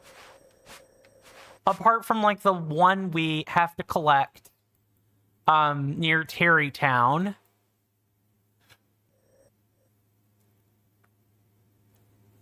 Got that one there. Have that one. Have those two. Yeah, this is, like, the next one. Because we got the ones along the islands there.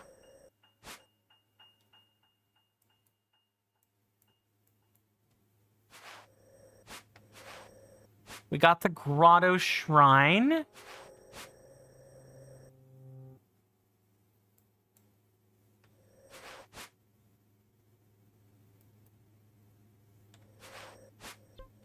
And then we're back here with the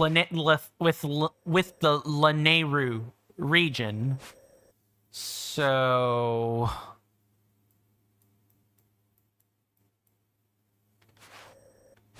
got that one.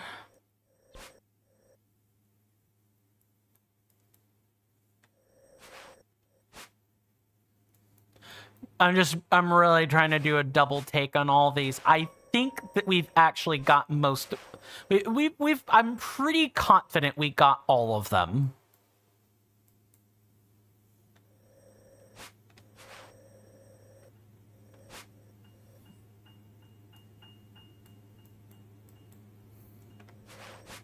Got that one. Going to haven't seen you in a bit. Hey there, Bear Type. Yeah, I'll say.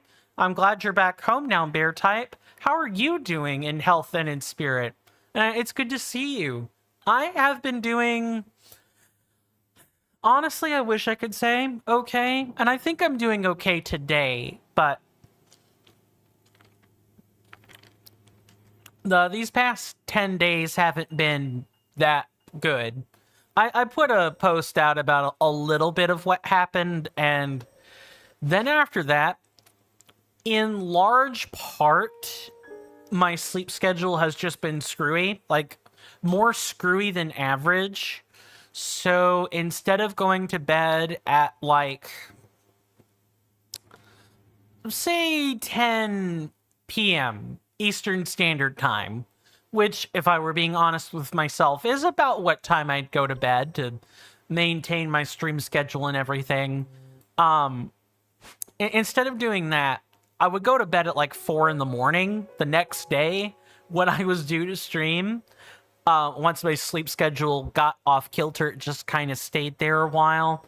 And by the time I woke up, it was already kind of too late to stream. You get what I'm saying? So I really just had to take some time and, like, fix that. Attention, members of our fine audience. In just a few short moments, there will be some advertisements. Sit tight, stay strong, and hang in there for me, and they'll be over in just a few short moments. Thank you. Yeah, I think it's just that one Korok seed that I have to go grab. Happens to everyone. I appreciate the latitude in that. You started going pretty late as well. Oh man, how borked is your schedule, mister, if you don't mind my asking? Is this is it borked like, you know, a light nap will get it back in the right direction? Or is it, was it as borked as mine, where it's like it was several hours out of whack compared to what you would usually do?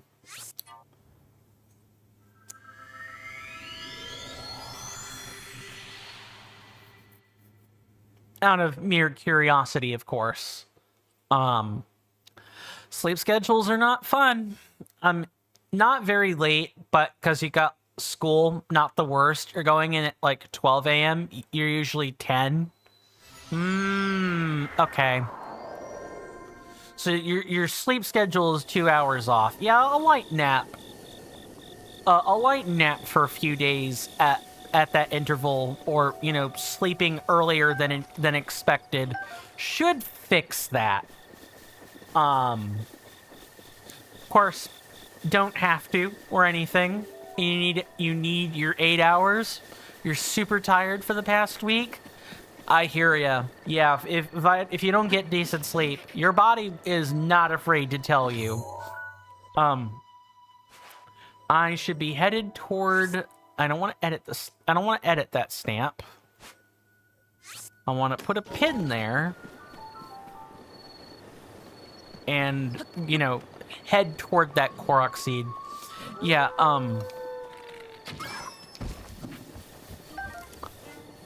Not getting good sleep is real tough. You make your first real YouTube video, but you think it's got like a lot of bot views. That sounds about right.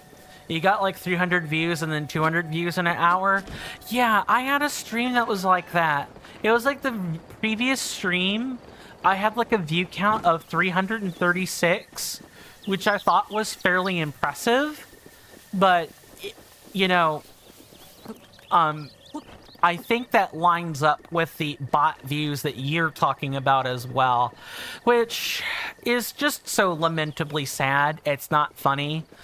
I really do think that dead internet theory is like starting to come to life more than anyone thought it would ever be possible.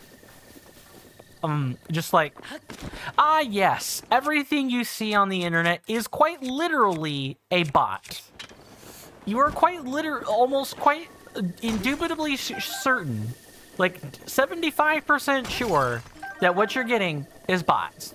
Even something as complicated as, oh, I really enjoyed your content, and you know, I enjoyed you doing this or that. Bot, all of it. You're forced to say that now, and wait to confirm human interaction from other people. Am I gonna do Terrytown? I will later, or as it becomes relevant. And or convenient to do so. I'm kind of treating all the quests that aren't associated with shrines that way. Just because, again, the quests are not really something that's time sensitive for the game insofar as I understand it. So when I have to hoof it all over the world for Korok seeds anyway, because most likely I'll have missed a few to start with. Okay, east would imply this general direction.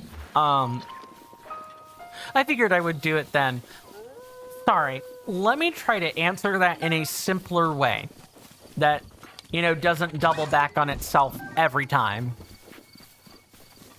Do I intend on doing Terrytown? Yes, but not right now. I will do that later when we are when we have to traipse all over the world anyway for cleanup. Oh, and speaking of which, break time has started. I will be right back.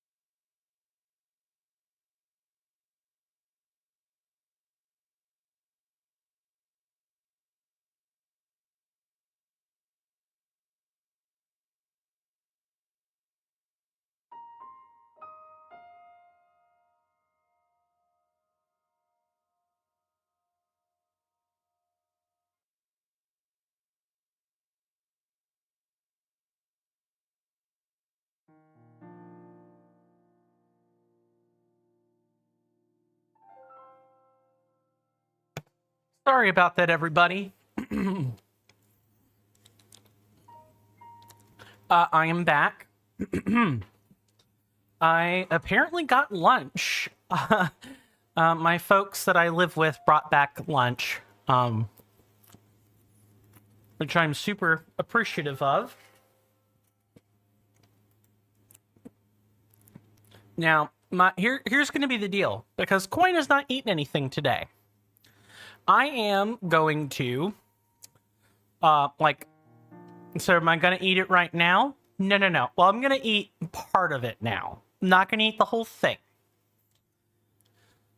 I'm going to be eating some fries, but I'm going to be muting my mic and shuttering the camera while I do that, because I don't think it's right or fair that people should have to listen to my munching sounds. What did I get? Well, I got a nice coffee that Wendy's makes. They got their lunch at Wendy's, so I also got my lunch at Wendy's. I got like a chicken sandwich of sorts. Yeah, good idea. Not a fan of eating sounds. Yeah, I figured that. I'm pulling a really old trick here. So for those who maybe don't know or are not aware of the management style, there's a prominent content creation channel. They go by the name of Lobos Jr. He's like a really popular entertainer on the internet. Really popular. Married, huge Soulsborne enthusiast, has done speed runs, has done damage runs before. He's also played a variety of other games. He's done some tabletops. I think he did a tabletop version of Bloodborne, like the Bloodborne board game. He did that. There's videos all for it. And his general rule is if he has to eat something because he's had lunch and all that, then he winks at the camera and mutes his mic, like while he does that. I'm borrowing right from him. So what I will do is I will set a timer of 5 minutes. I think that's reasonable. Gives me enough time to snack on the fries and just eat something so my blood sugar isn't terribly low. And then I will chat with you. So that I'll put a nice little timer on the screen. It doesn't matter which one, so I'll pick one at random. And I will go ahead and wink that out now. Enjoy the Breath of the Wild ASMR, if anyone's into ASMR, that is.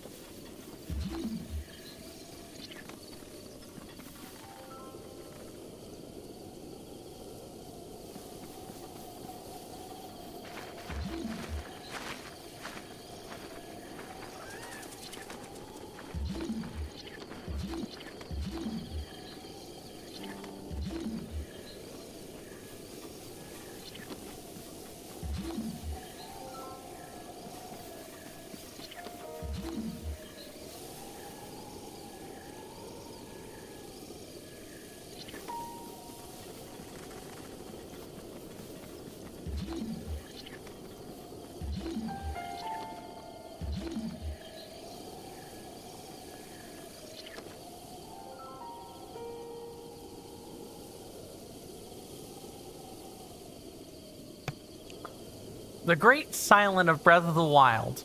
Indeed it is.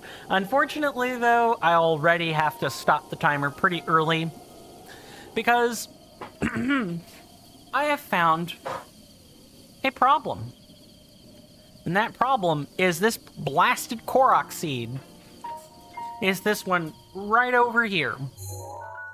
So, according to the map that gives me tips and tricks on this, it tells me that there is a rock to the east that I need to pick up. I'm gonna go ahead and go to the stamp now so I can kind of show it. Because this one has been one of the more particularly exasperating. Are you freaking serious right now?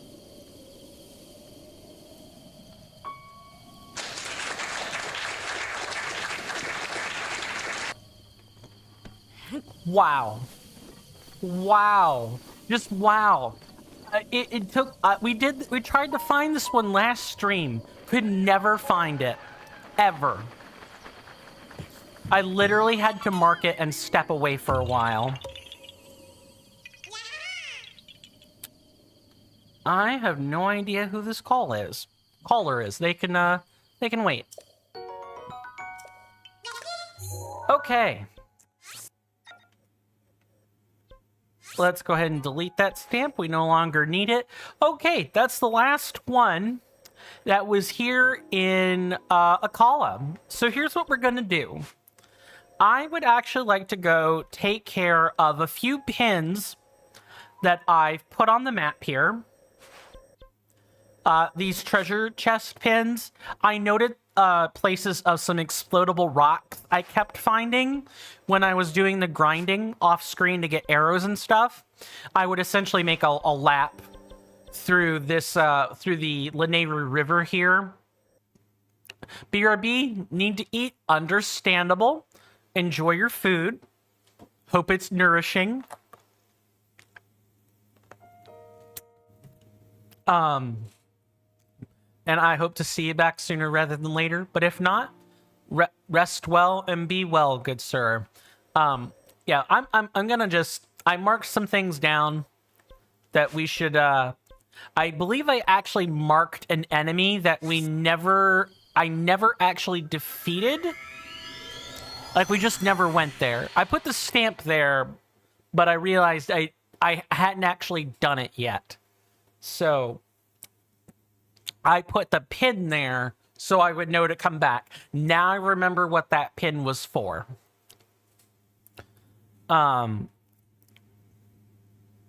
Amazing. Absolutely fantastic. 10 out of 10, no notes. Oh no.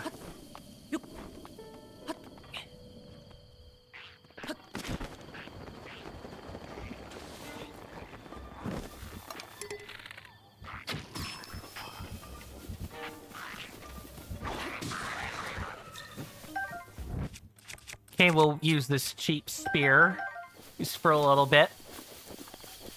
But yeah, the idea is that, you know, I kept finding these things off camera, so I thought I would just actually resolve them on camera rather than, you know, continue to crack them off camera and be upset with myself when I inevitably, you know, relax my guard a bit too much and I open one without even recording that I've done it. I didn't want to take that risk. I did not want to take that risk.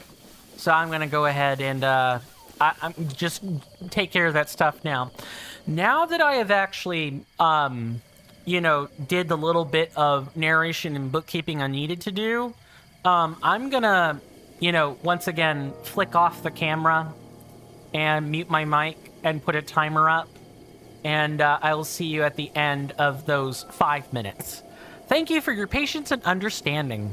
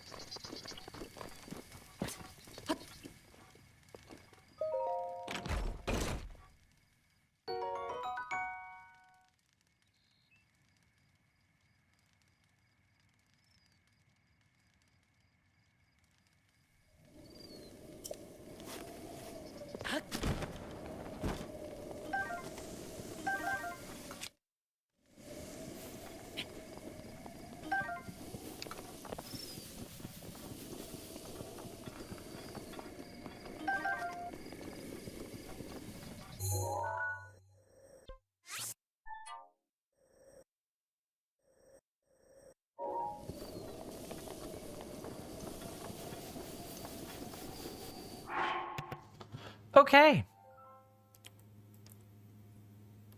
Well, that is about as much as I am reasonably permitted to eat during this these 5 minutes. I'll try to eat more during the break, but I wanted to make sure I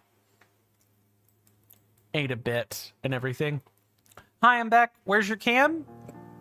It is right here. Sorry, fry. Like a bit of potato grit went to the back of my throat. Oh, okay. All better. At least I think that's everything. Now, I got a bit of shilling I gotta do, because oh, that grit still has not left the back of my throat yet. Hold on.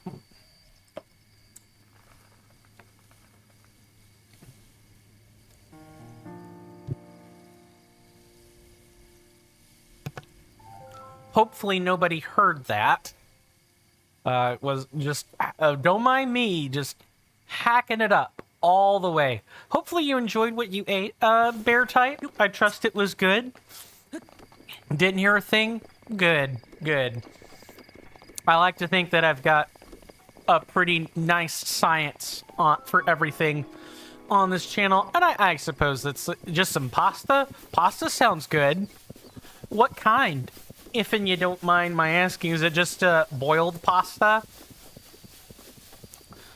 With not much else, or did you fix it up something fancy? I'm merely curious. Because when I hear pasta, my internal, like, stomach did in fact light up a bit more. I am a huge pasta enthusiast. Love the stuff. So here's one of the rock formations I found during grinding. Pretty sure it's just a chest with something random in it, but we're gonna look anyway. 10 arrows. Neat. We can delete that. And then we have the other one, which is over there, and the best place to get to it is by crossing over the dam, like so.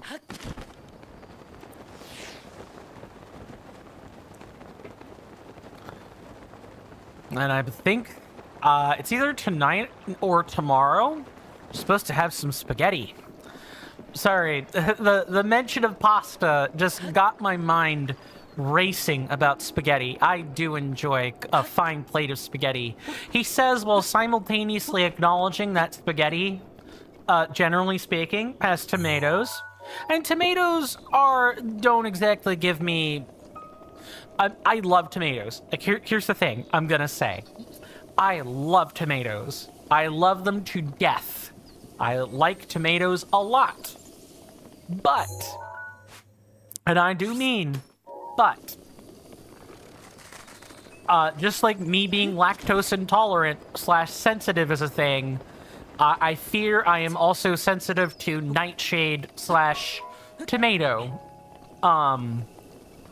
Could also just be general IBS, and in which case, you know, whatever. But it's particularly more acute when I eat tomatoes, I notice. So I've been trying to avoid tomatoes because of that. I hate it. I hate it. I love tomatoes a lot. And there are a few things that I'm willing to put up. There are a few things I'm willing to put up with when it comes to, like... This isn't like acid reflux or GERD, where you can just take a Tums or an antacid and you're fine. This is something a little... Oh, okay. Kind of. Was a tomato. No problem. You need to go. Hope you see you for longer this week. Me too. But, thank you so much for stopping by, Bear Type. I should be live again tomorrow. Today was a special makeup stream. I should be live tomorrow, normally at the normal time. The Google Calendar should be accurate again. But I look forward to you coming back. Take care of yourself, and do stay safe out there, lovely senator / inductee. And I hope to see you again sooner rather than later. Stay safe. That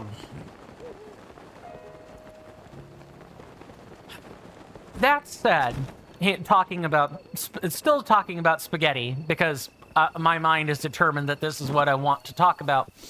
I'm not the largest fan of Alfredo either.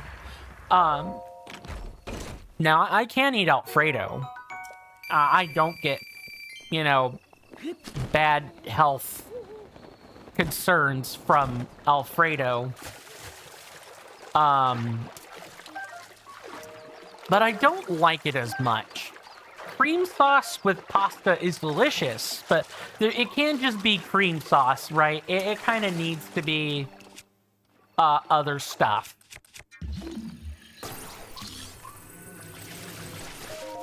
Is this a bunch of arrows?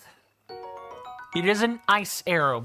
Fun fact, these chests respawn. So if you're wondering, oh man, I'll never get another ice arrow again, you actually can.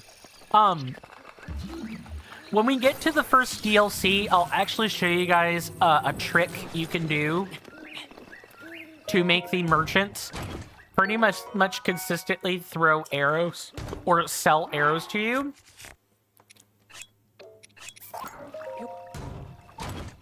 I'm gonna chuck this trident. I just wanted to I wanted to actually dispose of it.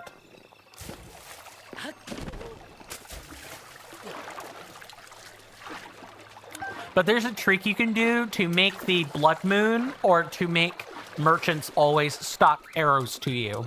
And that is to, I mean, I'll show it, but I'll also say it.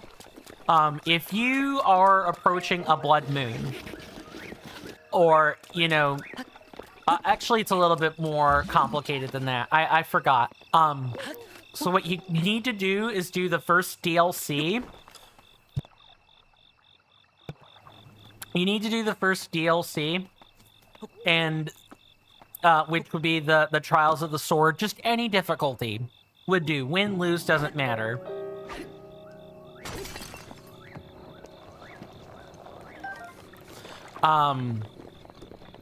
You need to do one of those, and then, I'll make sure I got the order correct. What you need to do is do one of those. Actually, I don't even know if that works, because I haven't done any testing for it yet. I read this in a subreddit, if people are wondering, like, where's Coin getting his information from? It's the Legend of Zelda it's like the Breath of the Wild subreddit. where people discuss, you know, ways to, like, you know, force a blood moon and so on.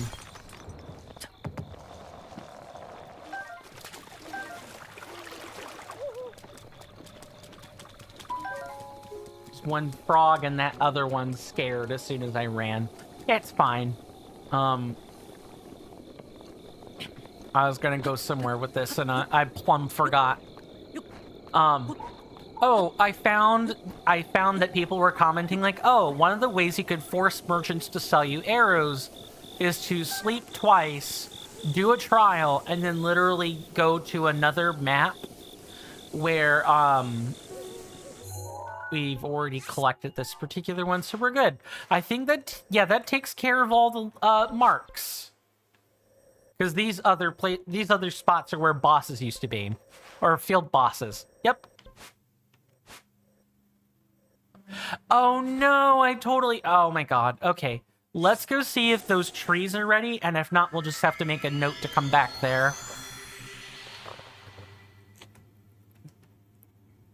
We have 755. That's not enough to increment the counter, so I'm not going to. That one of the reasons I made the seed commands is so that if other people wanted to help with that, they could. But I never want to make anybody do that.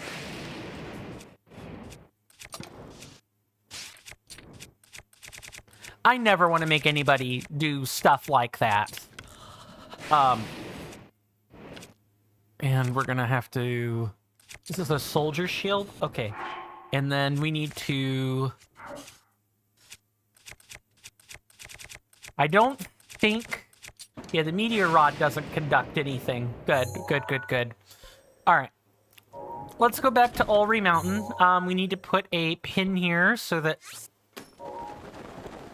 we know to head toward it. Ah, look. Random lightning storm.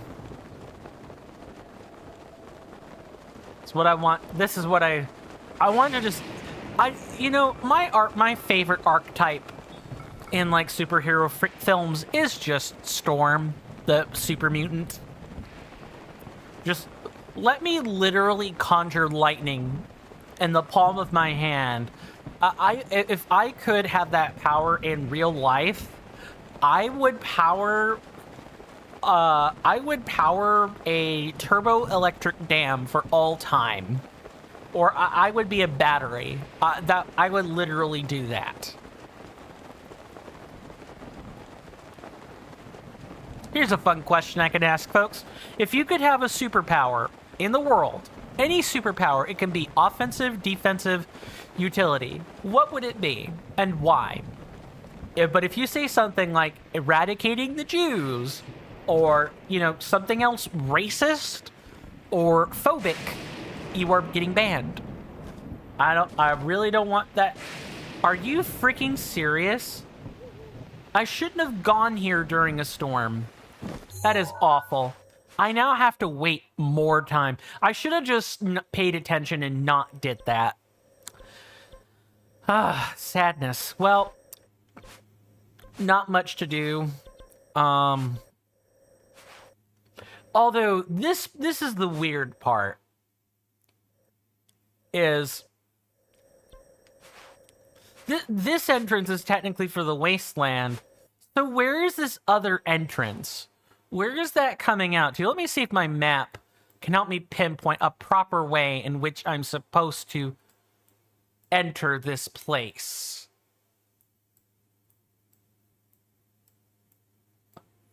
Doesn't look it. It looks like it's just a mountain range.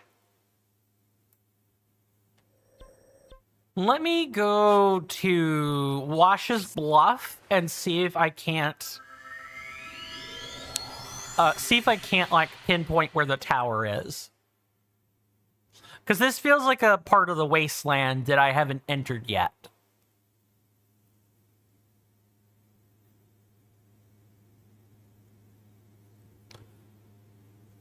But yeah, just let me conjure lightning in the palm of my hand. That's all I want. I don't care if I need a machine to do it or what. I just want Something along those lines. Think of best place I could go to, like, see a tower.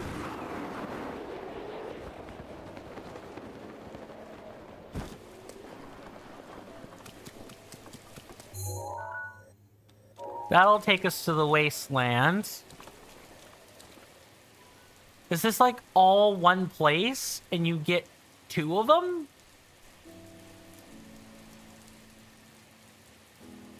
No.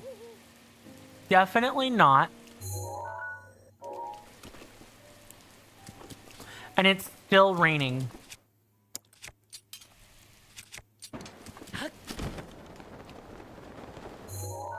Okay, let's just try crossing over. I could kind of tell there's an archway that we can, there's like an archway we can pass under. I think we're really about to hit Gerudo territory, though. Or it's like really freaking close. That particular Korok seed's gonna make me livid if I don't remember it. In fact, I'm gonna put a pin... Where is it? It's the only one with a star on it. Yeah, I'm gonna put a pin so I really know to come back there. Delete that. Delete that. That way I absolutely know for 100% certain that I put that there because a Korok is there. Because that's the only time I've ever used those particular stamps.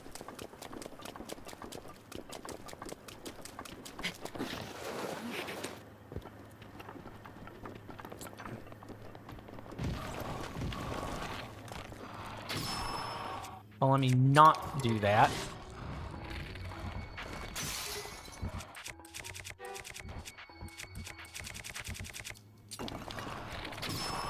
It's 2.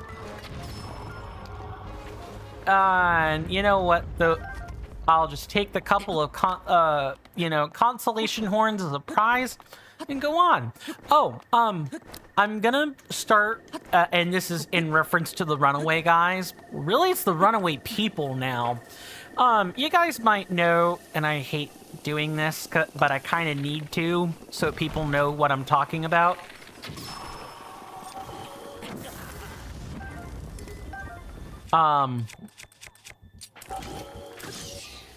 There is a prominent content creator by the name of... I don't know what happened, but whatever. Their name was Proton John. They now go by Claire. Yeah, they now go by different name, different pronouns, and all that fun stuff. So I'm gonna do my best to refer to, you know, Proton Claire? I mean... for right now, they're still calling it Proton John because it's like a brand they can't really escape yet. But I could definitely foresee a future rebranding happening where, you know, that name is changed to the new name. They're no longer John, they're now Claire. Please respect their pronouns. Not hard. And I don't want to see a person come in here with DEI woke garbage. They're not even a U.S. citizen. Back off. And second, Twitch terms of service. Respect people's pronouns. Not hard. At least do it while you're here. If you want to be out in public and disrespectful, that's on you. Someone will be willing to, you know, right your ship if you do that. But... online, in my space, in my channel, on my employer's platform, absolutely not. Bannable. Absolutely banned. Don't do that. We just respect people. It's not hard. It's not hard.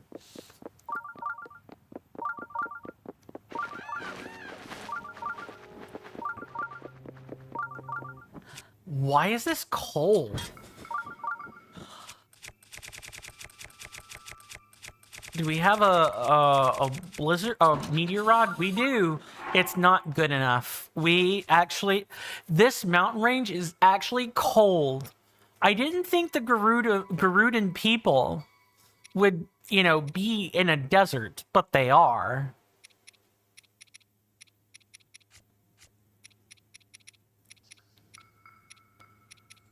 I'm willing to bet the low-level effect isn't good enough. No, it is, for now. And then eventually it won't be. These must be, like, supernaturally cold places or something. That's the only thing I could think of.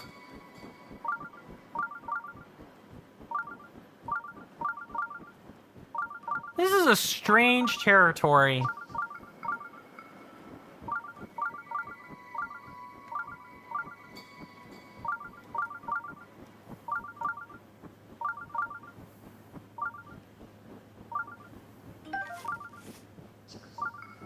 But I guess at least, you know, this explains why, you know, the Garuda people do often talk about,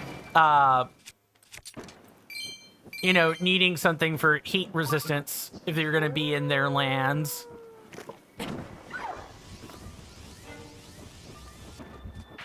You gonna... Alright.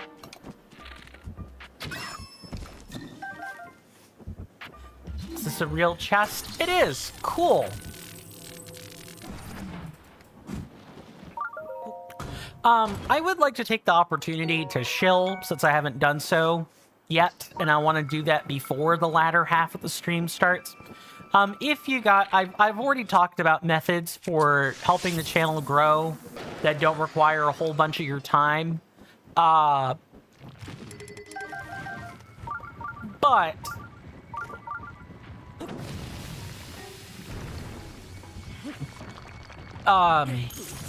if you want to support me further in a financial capacity, I would really appreciate that.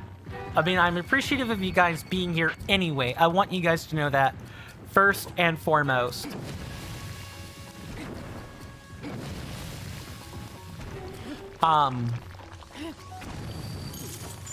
What?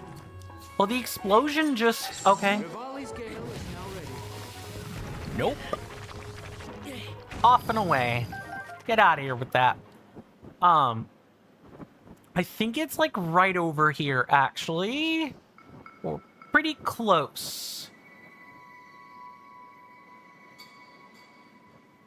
No, that's a shrine. I need to get to somewhere with a better view. It's gotta be like, what?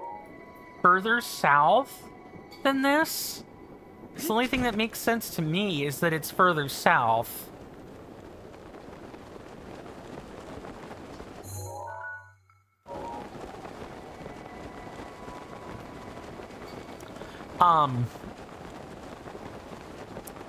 For you guys on Twitch, I recommend the tier 1 subscription, especially with, you know, the channel point rate being tied to channel points. I definitely stand by the by a tier 1 subscription just being the best bang for your buck. It'll help you reach VIP faster, to say the least. And that's like a 200,000 point investment.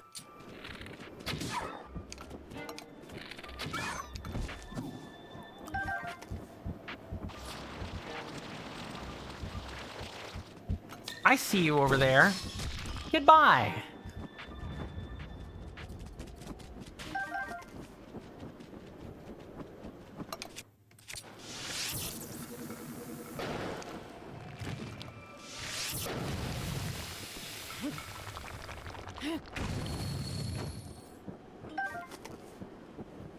What was I saying?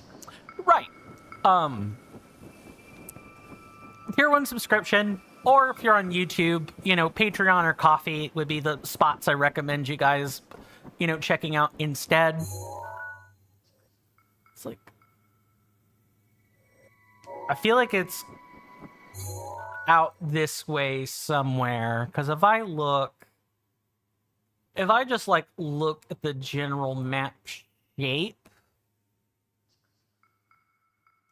it's like down here-ish. So I know it's not up top. I think it's in a crater. the way that the map is reading to me, it feels like I'm looking at a crater here.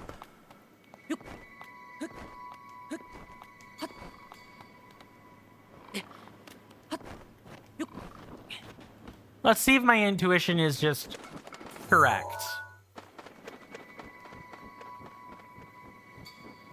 Yep. Knew it. Thought so. Let's go.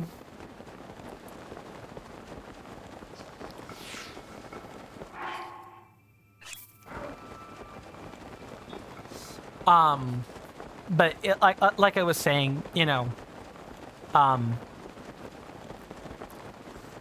look, if I could price these for $2, I would. I absolutely would do it. Because I don't think internet benefits that people might not care about in the coming years when we're, you know, dealing with resource wars and a whole bunch of other stuff. Hello, Cass. Oh. What if... No, but then... Oh. Forgive me. I was lost in a song written by my late teacher. He wrote it for the hero who fell to the calamity 100 years ago.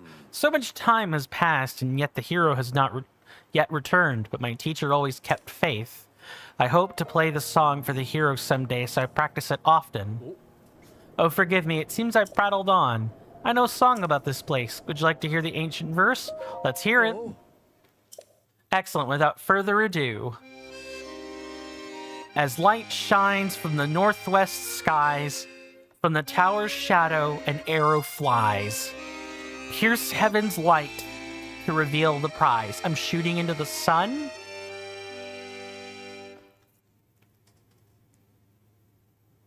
I think I'm shooting into the sun. Best of luck. May the light illuminate your way. Sign of the Shadow. Yeah, that's a shrine quest.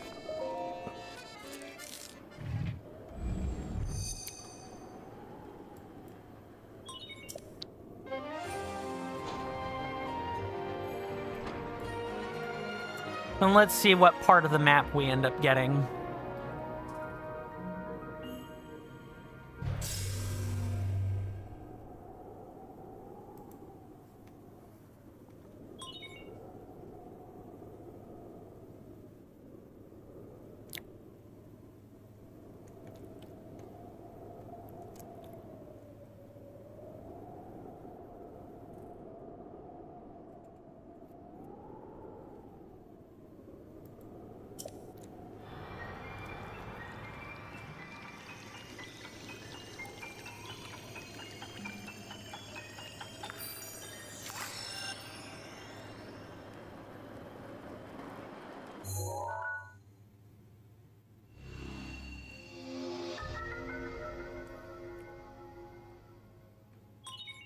It's like part of the Gerudo Desert, but it isn't actually the Gerudo Desert. It's like the Gerudan Mountains. Be the best way I know to class it. It's the mountains. Well, you know what that means. We gotta figure out where the heck we're supposed to go.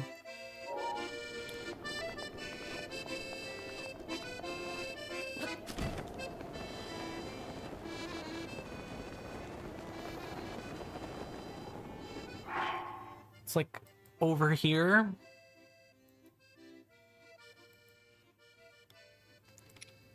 Now we might as well start by going this way. Maybe here?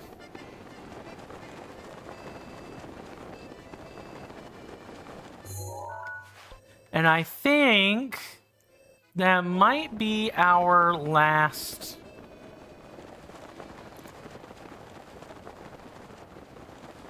Yeah, that's definitely our last tower.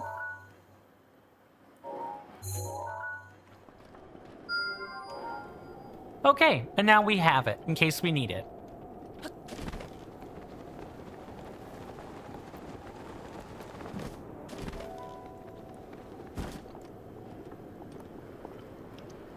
It's gotta be high noon. We want to get our Frenic bow nice and ready.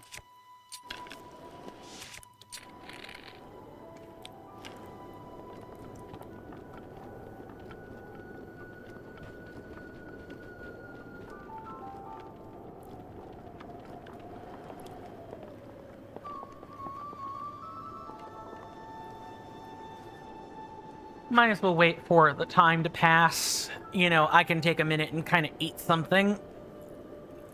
But yes, seriously, thank you guys for hanging out with me today. I realize I haven't been the most put together in the last 10 days, but I do want to change that moving forward. And of course, you know, I say this as, you know, if and or when I move out to Cali, you know, that's going to be a problem. You know, that, I mean, that, like, that'll be an additional layer of disruption, but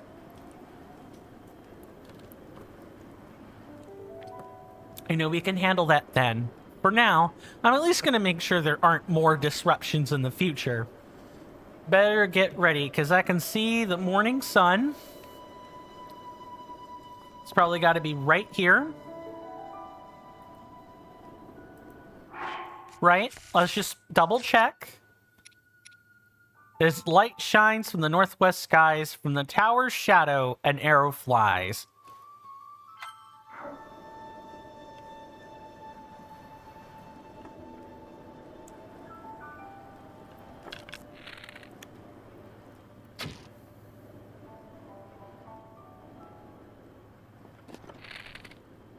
I just hope it's not one of those, I need to shoot an arrow somewhere else.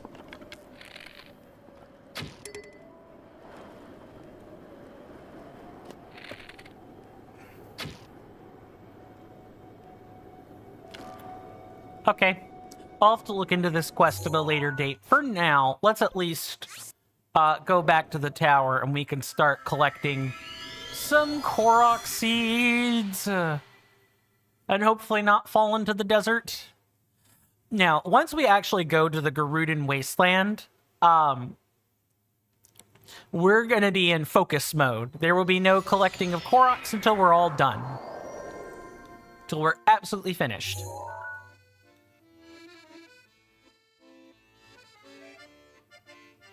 It's like weird. Yeah, it's the Gerudo Highlands. Figure this is as good a place to start as any. So our first one looks like it's up here.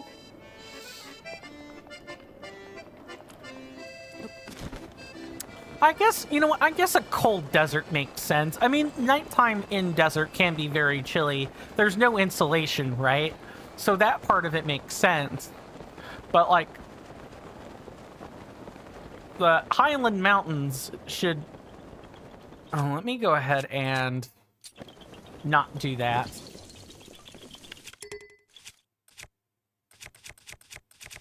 Not do any of those either.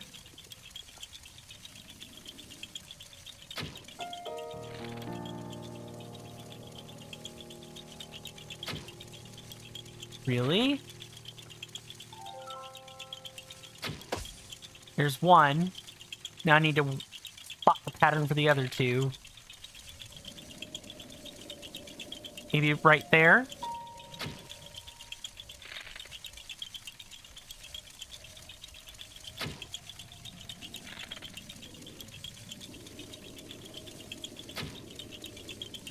It's like it's too early.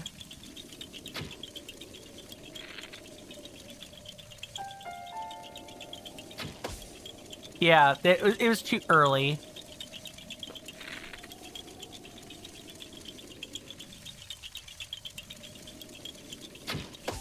There we go. Got it.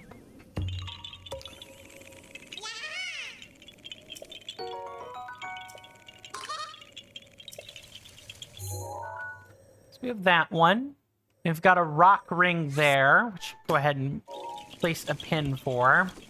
And then what we're actually going to do is start heading north.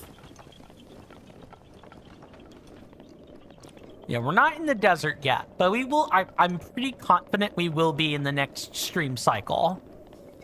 Also, what I'll probably try doing is resting twice in bed toward the end of stream and see if we can't get those apple trees done real quick. I would really prefer not to have to go back to Akkalan for that, if at all possible. I would definitely much prefer that. Is that a... No, it's not a DLC symbol. Okay, I know what's going on. Yeah, for now, let's go grab the, Oh, and I guess before continuing, Wasteland Coyote? Take your crap and get on out of here.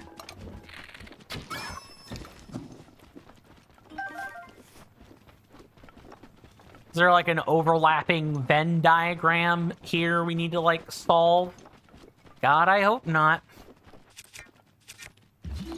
So I suppose one could only dream of having to do such a thing.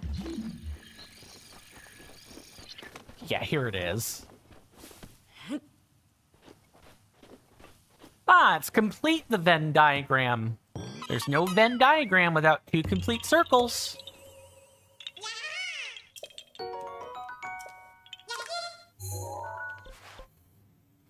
Okay, now this particular shrine is not actually available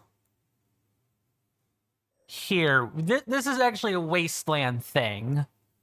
So what we want to do is just skip over it. We grab this one here, maybe? Let's actually first get an enemy there and maybe fly across the desert.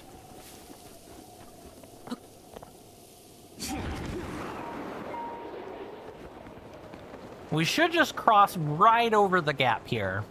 It should just be that easy.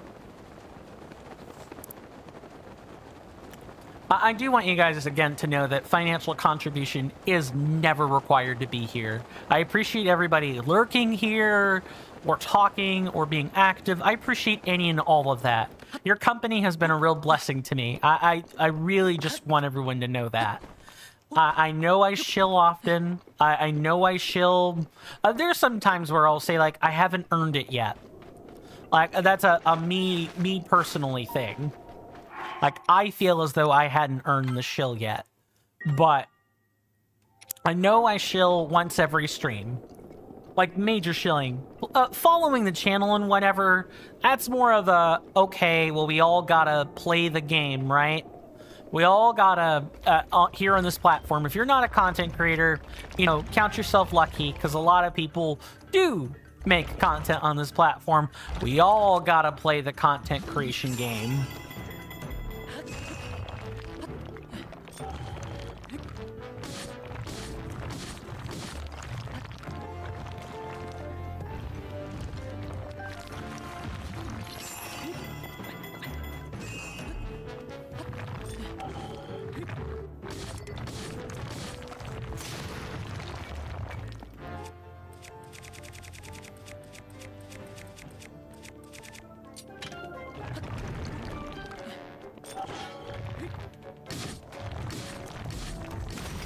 There we go. Let's get him out of here.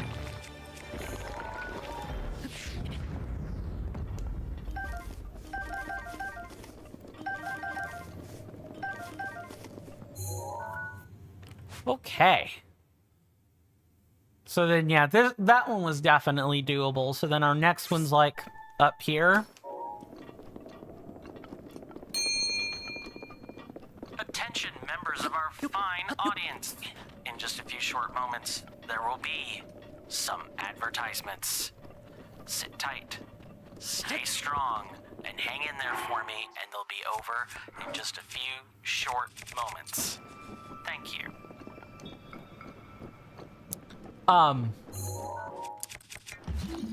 Looking for a metal cube. Looking for a metal cube. Where can we find the metal cube? It's here somewhere. I wouldn't be surprised if it's up or down a shelf or something. Might be up there, actually, now that I'm thinking on it. Because I don't... Or it can literally be on a stone structure that's not even anywhere near here.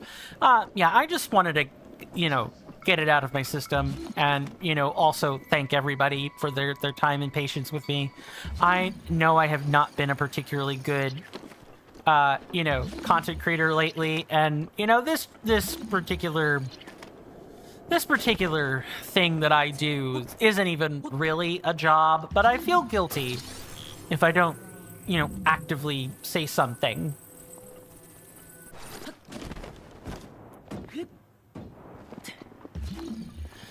If I don't, actively try to correct the mistakes I'm making, I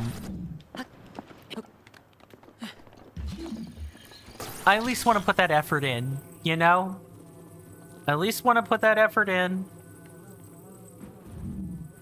Okay, we're gonna put that right there.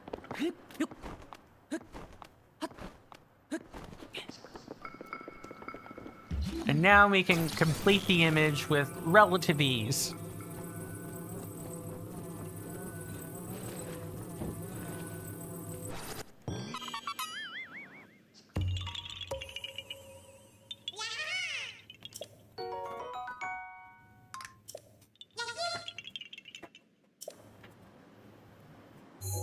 Now, where else can we go?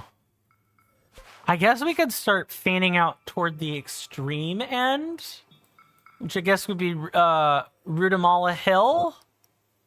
Is there a stone circle that's there? Yeah, there's a stone circle under the title, actually. We can go ahead and head that way.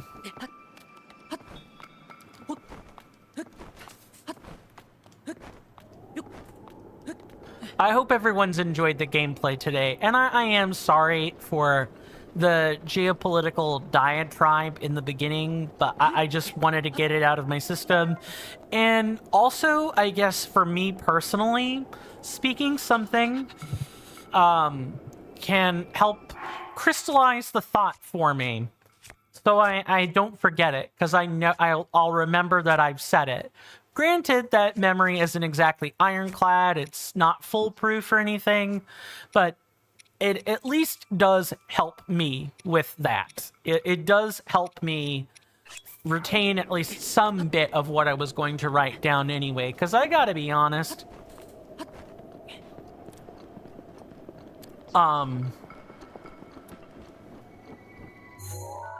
When it comes to talking about... is this in Ice Breath, Lizalfos? Yeah, it is.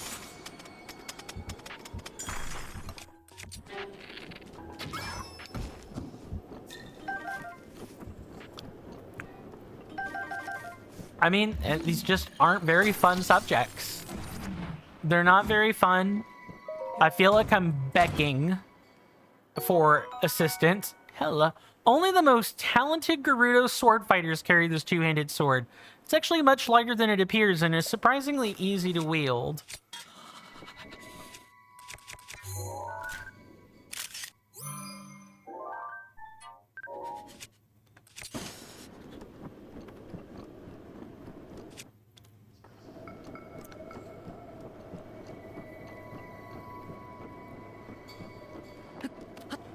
Also, I guess I want to pay my American tax just real quick. I, as an American, did not vote in the current administration, the current, worldwide lunacy happening. As an American, I am deeply ashamed, and I am sorry to the entire world that we are meting out atrocities and human rights abuses. See you guys after the break.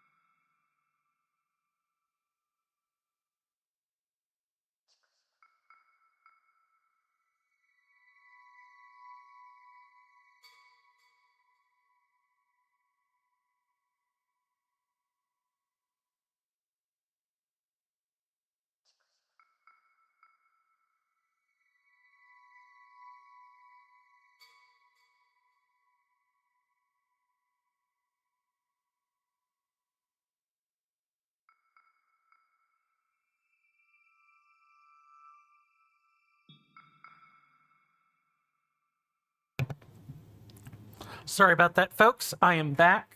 I just got hopefully my body doesn't do mutiny right now. I just scarfed a sandwich. Fun pastime, I know.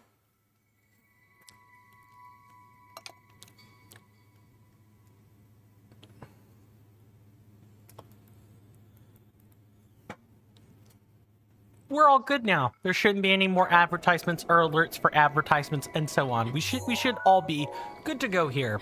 I am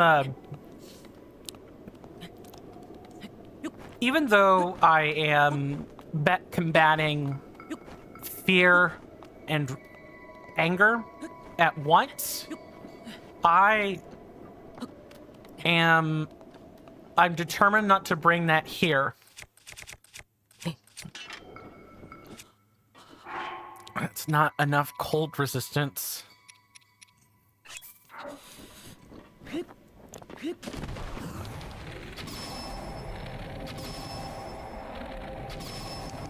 Okay, got him. I only wish that didn't take 5 ever to do.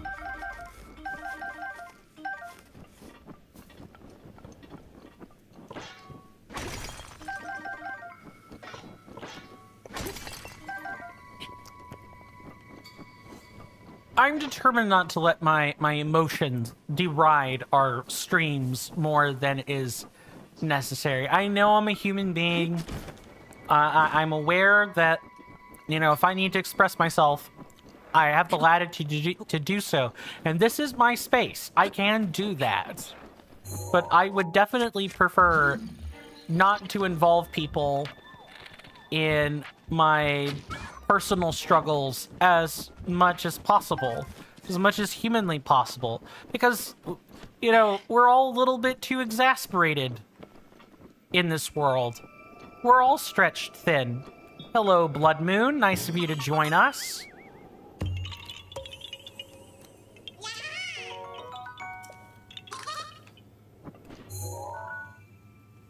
Okay, we're gonna go ahead and... Okay, nothing down there.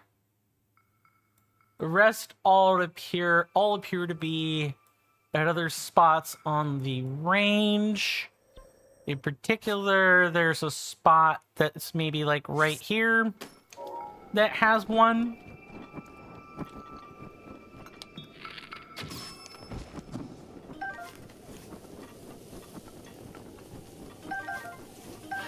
You were not expecting to see wild berries up here. I'm not gonna lie, I also wasn't expecting to see wild berries, you know, random viewer 55.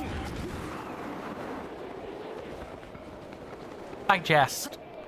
In all seriousness, though, I definitely was surprised to see these berries up here, because I am definitely thinking that... hello. Oh, yeah, right. It's... I had marked another one and forgot to mark this one. Let's fix that.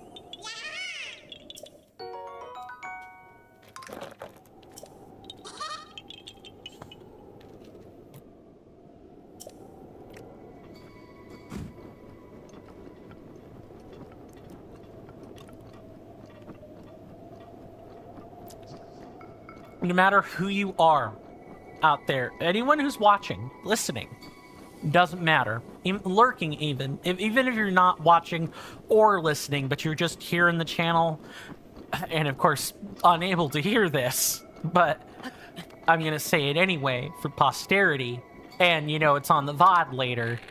You know, I want everyone in this life to be happy. I don't want I realize there's like a whole world of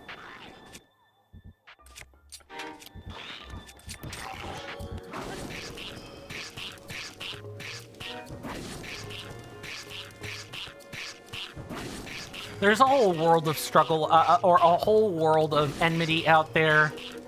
I don't want to treat people with enmity. That's unnecessarily cruel and mean for no reason.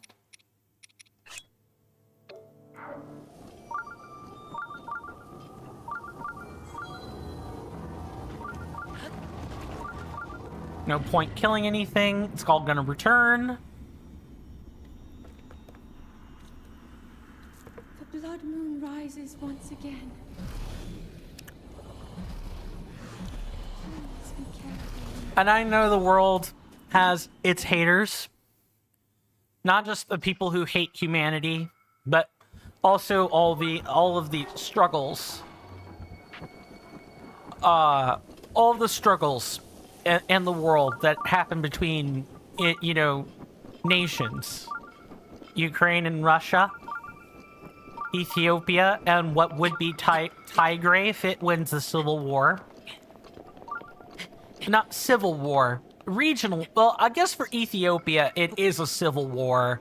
For Ukraine, it's like it's a regional conflict / war. The Russo-Ukraine war. And I want there to be, I want there to be peace. Not peace at any cost, but peace. I want people to not be bleeding or dying. I want people to be happy. I know that means little, because we're at a point where, me saying stuff like that is kind of like me tolerating evil, right?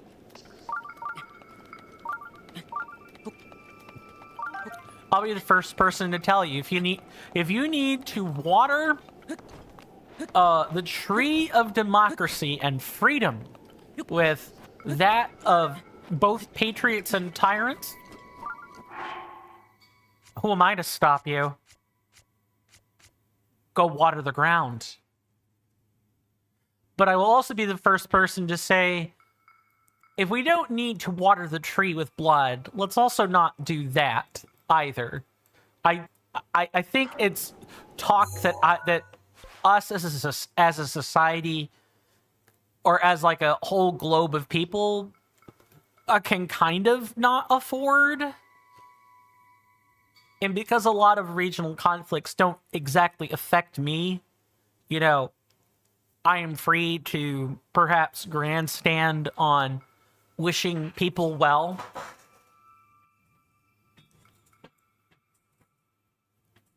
Even as, Agent Orange wants to erode, or is eroding, all of the goodwill, we built up along the way. 80 years of that. 80 years. Gone. Just like that. The Canadians hate us.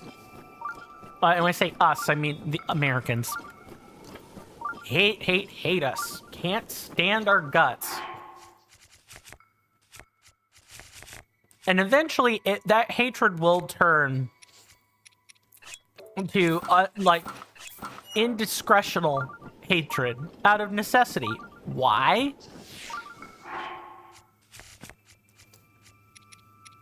We do have a high level effect.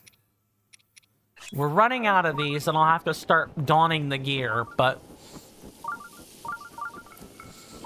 there will be a lot more people that will come to indiscretionally hate us, Americans as well. And it will be entirely deserved, I might add. Entirely deserved.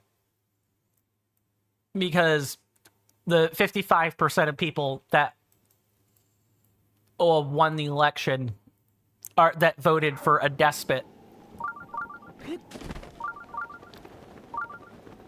Okay, am I like... Oh, I'm not quite over in the right spot. Yep, there we go. There's the ice I was looking for.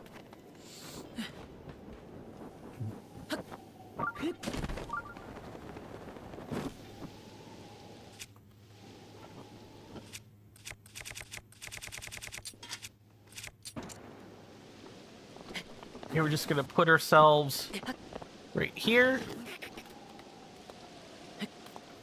And we're just gonna wait for this ice to melt slowly. Pretty sure there's a rock under here.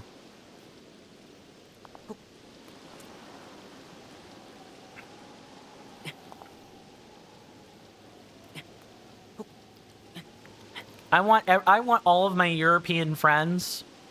I want all the friends I may have made in Australia over online. The people that are in Africa.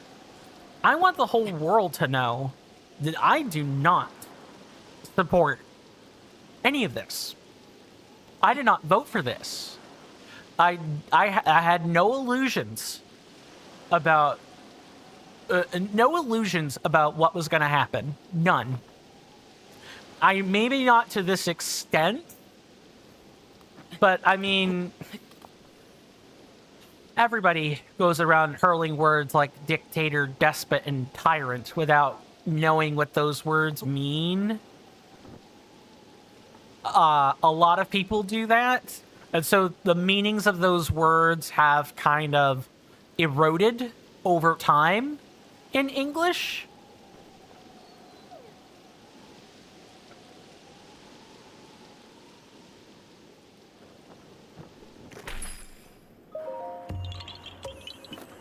But I have not forgotten the meaning of what those words.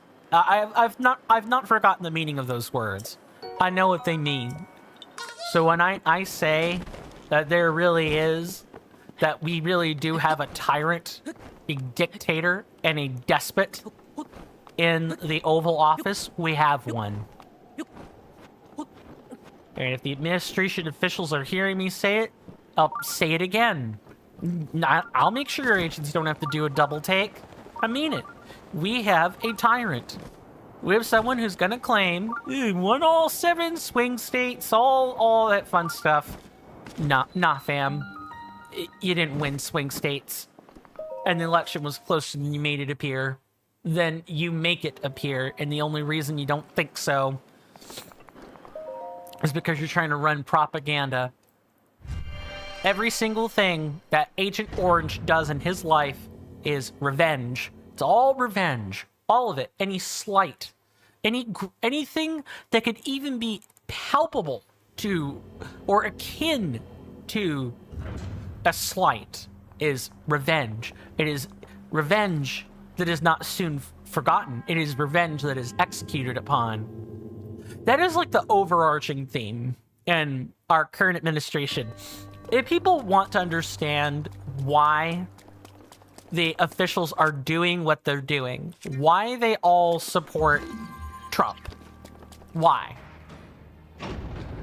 You need only look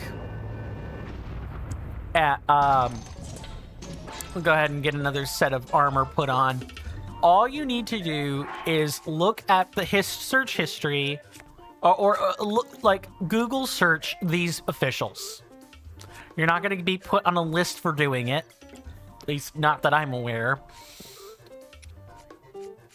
And just look at the things that have happened in these officials' personal lives. It's all relevant. There's a reason that JD Vance is saying normal gays. Like, why that's a term I'll never know.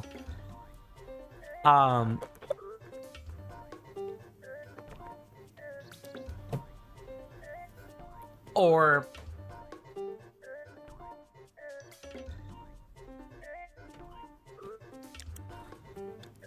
RFK Jr. wanting to put autistic people on a tracker or have like their data for a tracking app.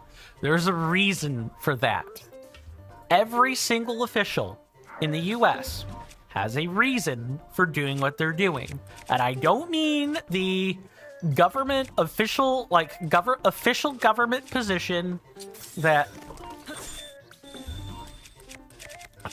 that they're going to dictate to you. It's the personal, deep-seated, they're going to say, that's none of your freaking business, dude, reason. And I'm going to be like, well, why is it in the personal history then? Why does Wikipedia, like, write it that way? There's a reason for that. There's a reason for that.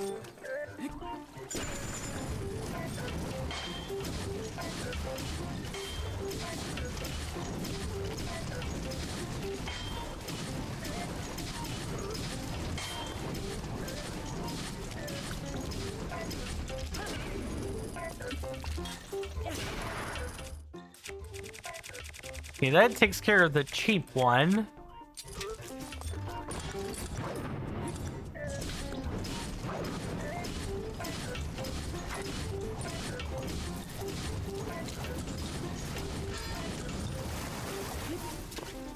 Oh, hold on. Oh.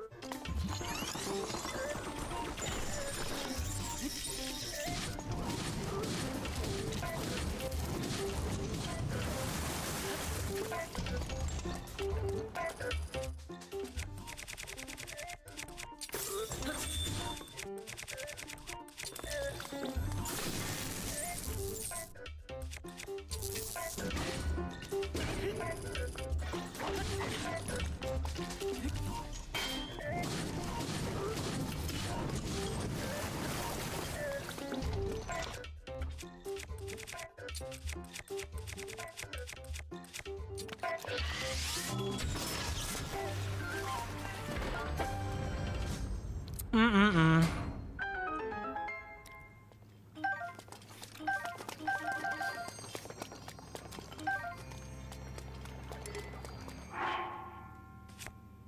Should keep this one. We're gonna dump one of... I don't want to dump the Zora shield. Let's dump a generic Knight shield to grab this. And then we have it if we actually need it.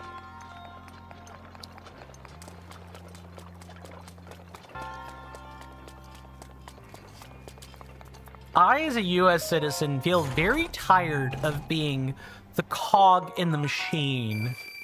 I've always been like that. I've never... I'm someone who needs orders, rules, laws. I'm someone that follows all these things. When the laws are just, I have no problem doing so. It's when the laws are clearly being bent to be unjust that... Or when people are being petty and they use the power structure to be petty, to be vengeful, that's when I stop following rules. But I've always buckled at the idea of being in a place where I cannot be freely expressive, where I am just a cog in the machine. That is a hollow, meaningless existence. Sweatshops. There are a lot of those. A lot of US-owned sweatshops, especially. I could never do that. Boy, the US government would certainly like to put everybody into a sweatshop. At least the current one. Would like putting us into sweatshops and saying, if you can't work, you're not useful. Work here until you die. That type of thing. I could never do that. I could never be part of that existence.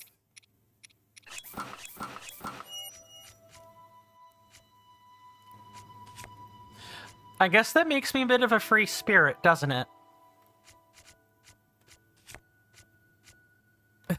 Sounds funny. For someone who is as structured and upheld as me, a lot of people I've talked to have found it weird that I have a personal disdain for, big, overarching, totally stifling and depressing rule sets.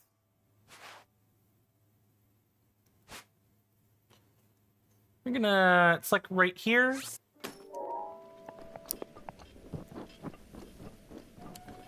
A lot of people find that weird about me.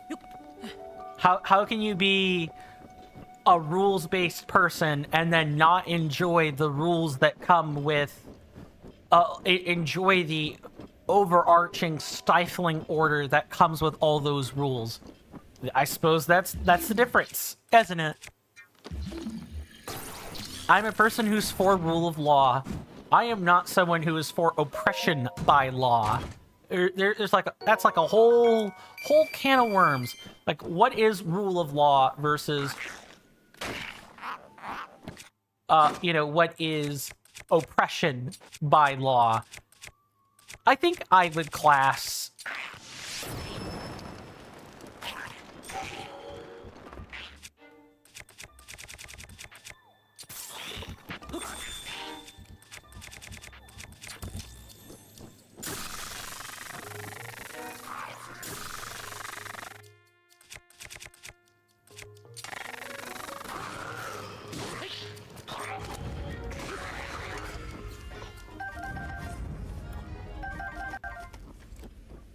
if people follow the law, the letter of it, and forget the spirit of it, or if people distort the spirit of the law to be more malicious and cruel than it actually is, or bend it into something that is cruel and malicious, then that is oppression by law. And that is wrong.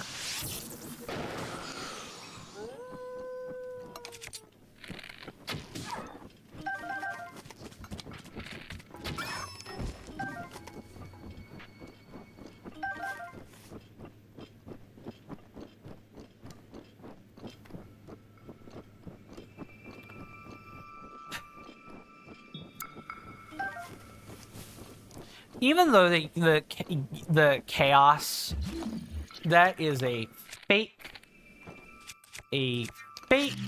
chess.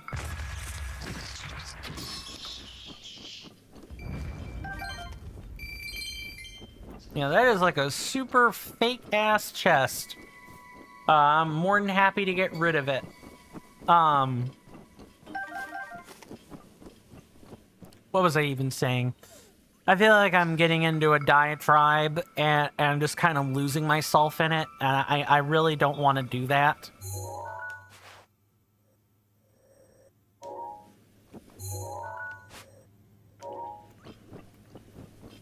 And it's really easy to do. I suppose that's like the most, insidious thing about it. It's really easy to do if you're just paying no mind.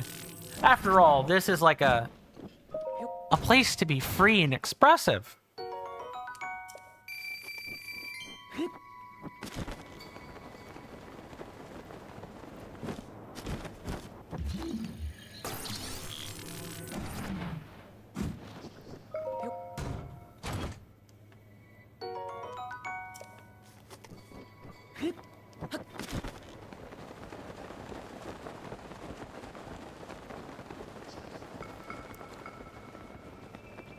But I suppose here's the difference between me and a lot of other people in my position. I would never openly advocate, I wouldn't even secretly advocate for someone to be... You thought you could sneak up on me, move around. Nuh-uh. Get out of here with that nonsense. I would never openly or secretly advocate for a government official to be killed. Period. We've had too much of that in our general lifetime. Too much death and not enough people having conversations. You might say, well, what happens when people monopolize the conversation? Okay, well then we could think about other actions. Sit-ins, protests, that sort of thing. The key is optics, right? You don't allow people to drag you to their level. They'll beat you with experience. You don't let people who are actively saying, here are all the options you don't have, buddy. Here's the violence you're gonna commit in the name of this progress you want, and we're gonna make you look like an unhinged lunatic in the process. You don't do that. You just don't do that. You say, okay, fine, we'll be back with a more compelling argument. Now, of course, non-peaceful protest is important. What do you think the U.S. Revolutionary War is? That is nothing if not, violent protests taken to an extreme. And that extreme is, calls of separation, calls of, hey, we want to be our own nation, our own people. This whole rule from the ocean bit doesn't work. Not going to work for us. This is that. That is important. The problem, I suppose, then, is unless you're willing to give up everything, like if you're too dependent on the government, protesting and doing things that would make a statement but be not perhaps legally permissible, get you into a lot of trouble. And if you're not willing to put up with that trouble, you'll probably die in prison. If you have a bunch of medications that you're dependent on, your ability to resist is very low. Very, very, very low. It's by design. Unfortunately, it was by design by more administrations than one. Are you serious? They're both fake-ass chests? Well, then I'm gonna steer clear of them.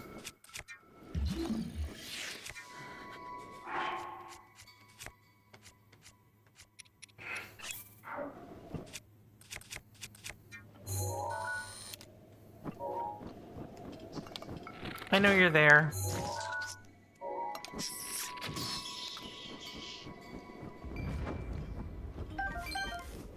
See, not even worth the effort to kill him, generally speaking. Just not worth it.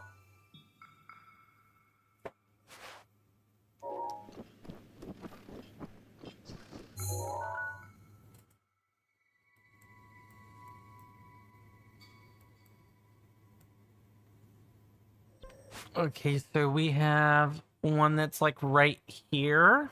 One that starts here. Let's head that way then. Hopefully not bump into too many more Koroks or too many more Lizalfos along the way.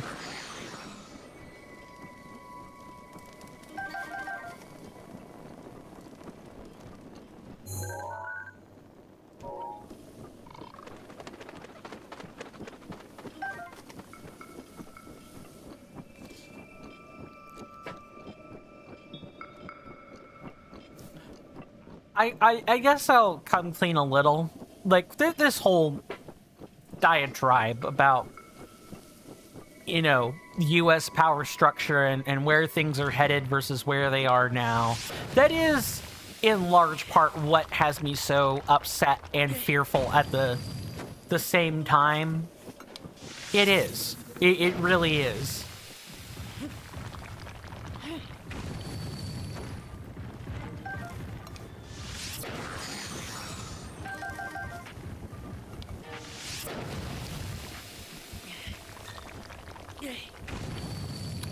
It's not really something I can, you know, easily talk to people about. I mean, I could sit here and say that's all fine. It's when I want to say more than that.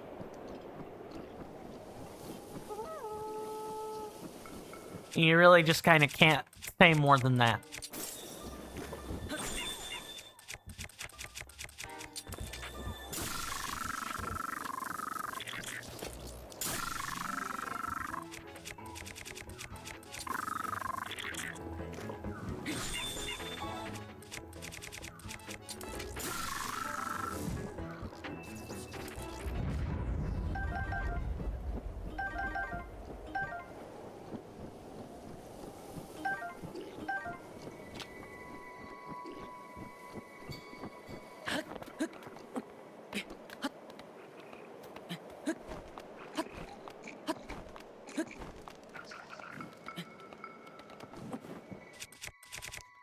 Wow, that did not take long.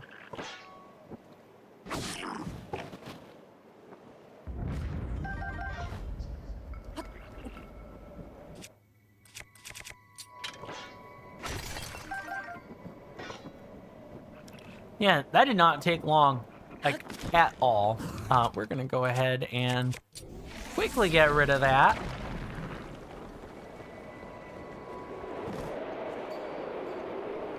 Because I'm pretty sure... Oh, is this follow the flower trail? It might be. I also want everyone to know something happens to me because of the things I have said. I did not unalive myself. I did not disappear someone made me disappear. It's been nice knowing everyone. Here's to hoping that it never comes to pass.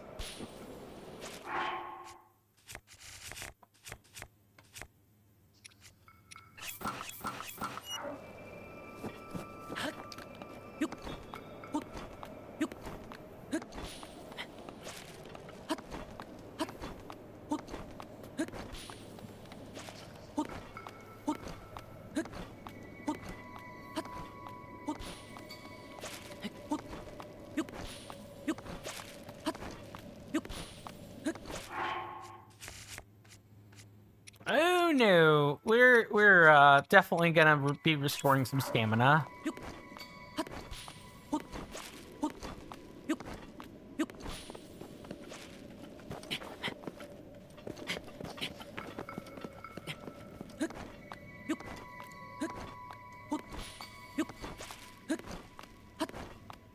What a long climb, but man, was it worth it. Please don't fall, please don't fall, please don't fall down the cliff. We sure did.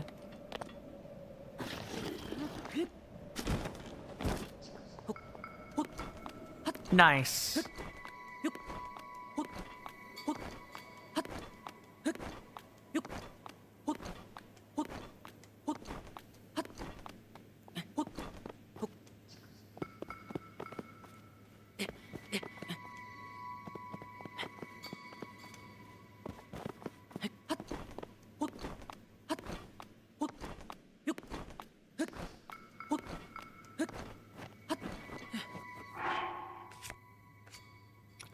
Okay. Ugh.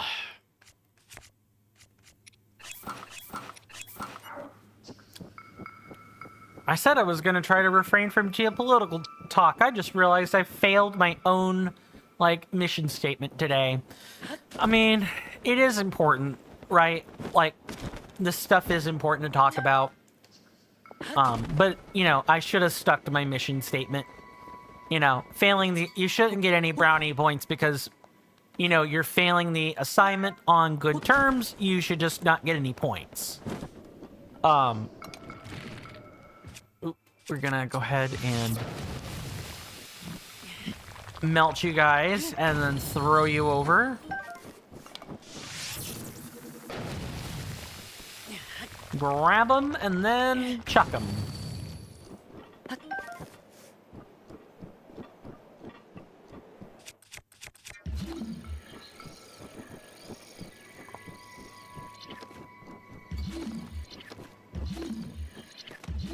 Really?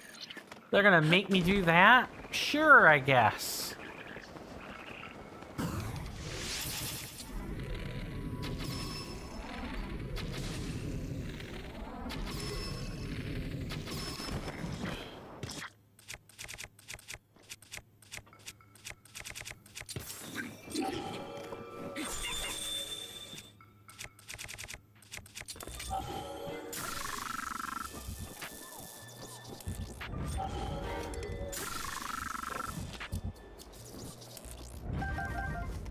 Okay, let's try this again. But with, you know, 100% more feeling.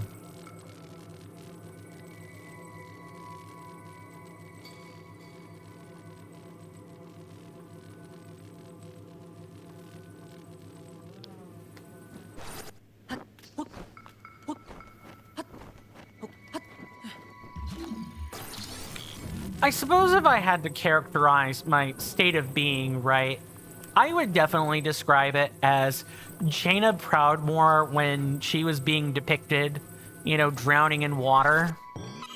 Like drowning under the sea. Mixed with like a rage against the machine track. Something like that. Where it's like, what I experience is kind of like it's a bit between,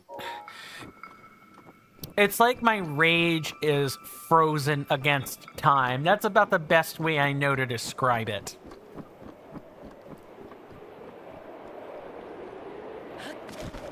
It's hard to describe that because people usually, if they're angry, they usually don't feel powerless at the same time. I feel the powerlessness that comes along with that anger, and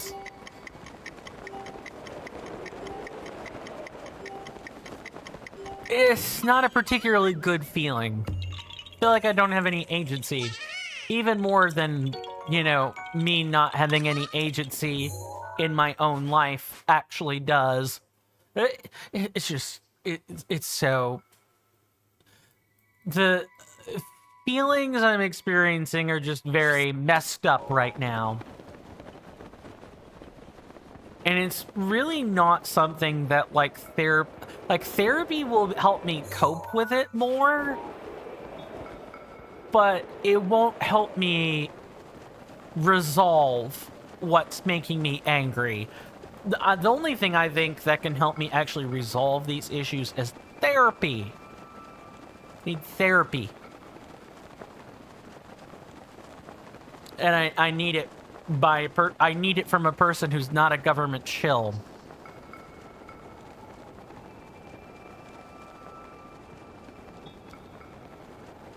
And I need someone not paid off by the US government, which is a really tall freaking ask right now.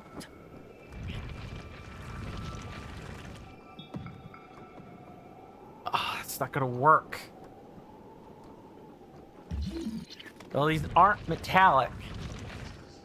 I wonder if I'm better off pushing it off to the side. I have to, like, do something. I think I need to, like, just...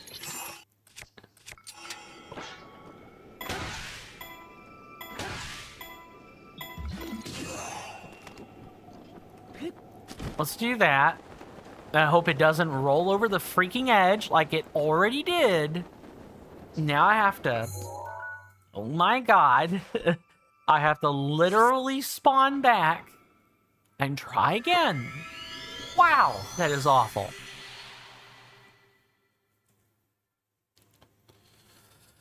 Ah. 765, yeah, that's a... I'll update it as soon as we get that particular Korok seed.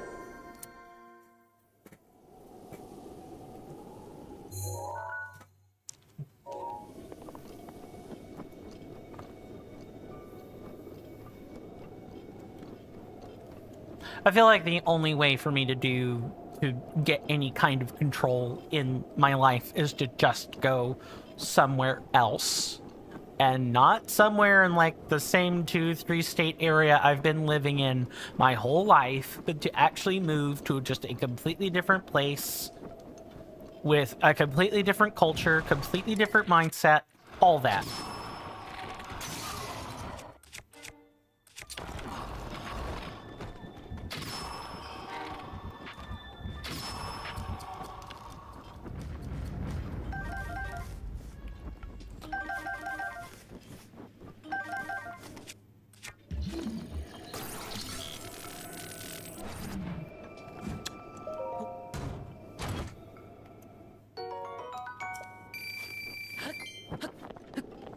Oh, hey, we keep resetting the area. We can even get 1K. Or, yeah, 1,000 rupees. We can even break even on 1,000. Wouldn't that be nice? Maybe the Gerudo used to live up here, and something for them, like, made the area unlivable. I honestly have no idea.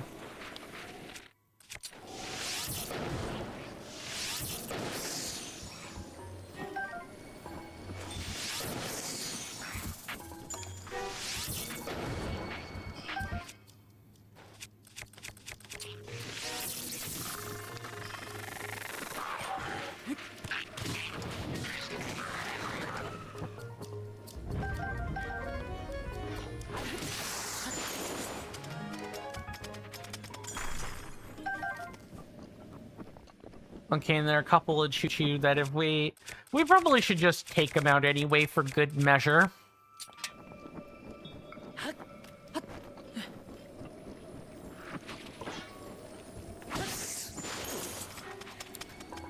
almost like you can't really bother trying to run. You kind of have to wait for them to do this thing.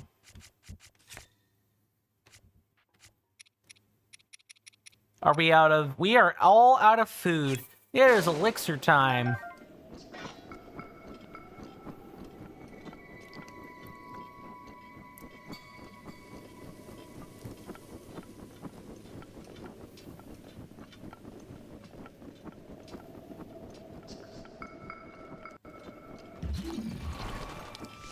Really? It is, you know what? It is the dead of night, so that does make some sense. It is like dead of night.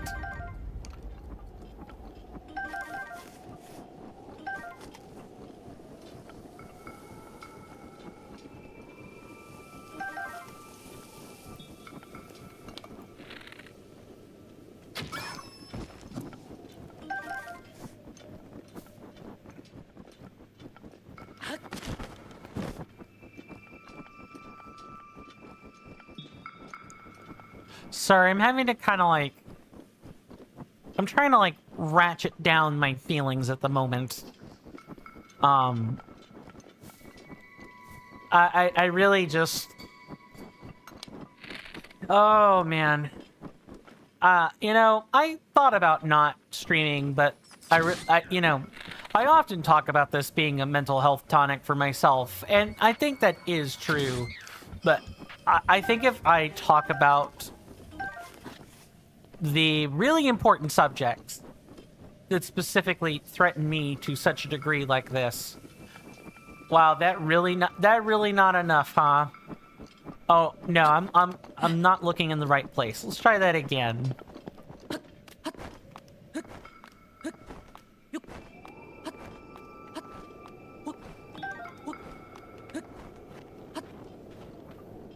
All right.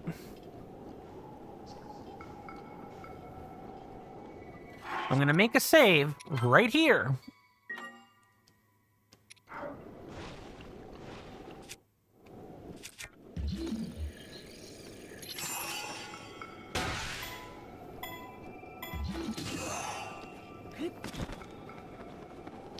Don't even try. I feel like I need a one-handed swing.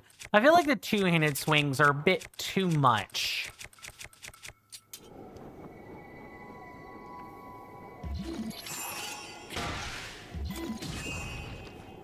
Yeah, something like really weak. Like this. Yeah, exactly like that.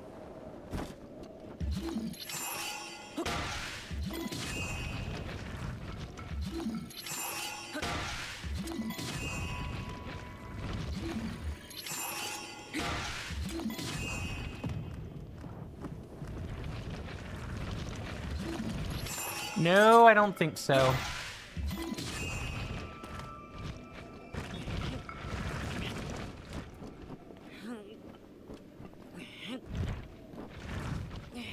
Nah, I don't think so, friend. You're getting up that hill.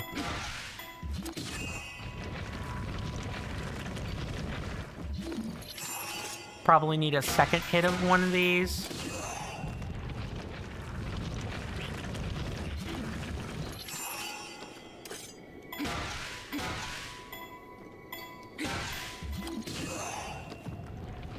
Thank you. That should not have been difficult, but it was.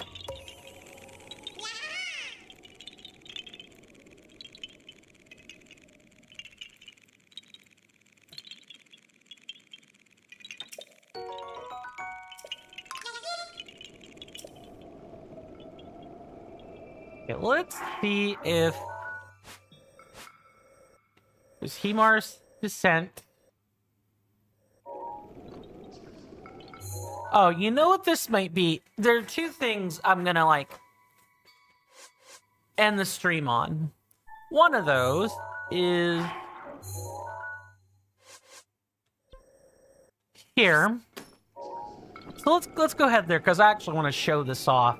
This is something that, A, not even I've seen yet, but B, it's something that's visible on the map, and you can sort of tell it's supposed to be a statue, but you don't know what to make of it until you actually go and see it. And a statue of something out in the frozen wasteland is definitely a sight to behold. This looks like a statue of Azora or a Hylian, maybe? And before we head in there, you know, I'm gonna go ahead and crack open a few cold ores as compensation. Because who doesn't like good cold ore? Ore. Just dip them in water and you'll be able to swim. I kid. I jest. The statue of the 8th heroine.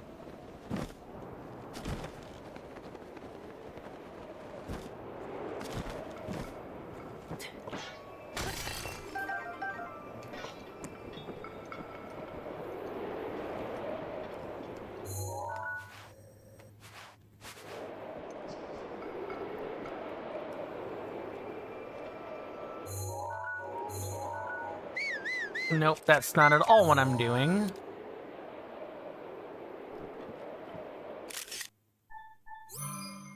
Gonna save this for a little bit.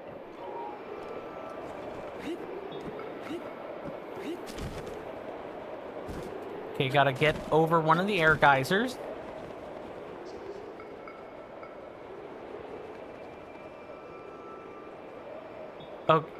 Oh, is it here? This is where one of the air fissures are. Okay.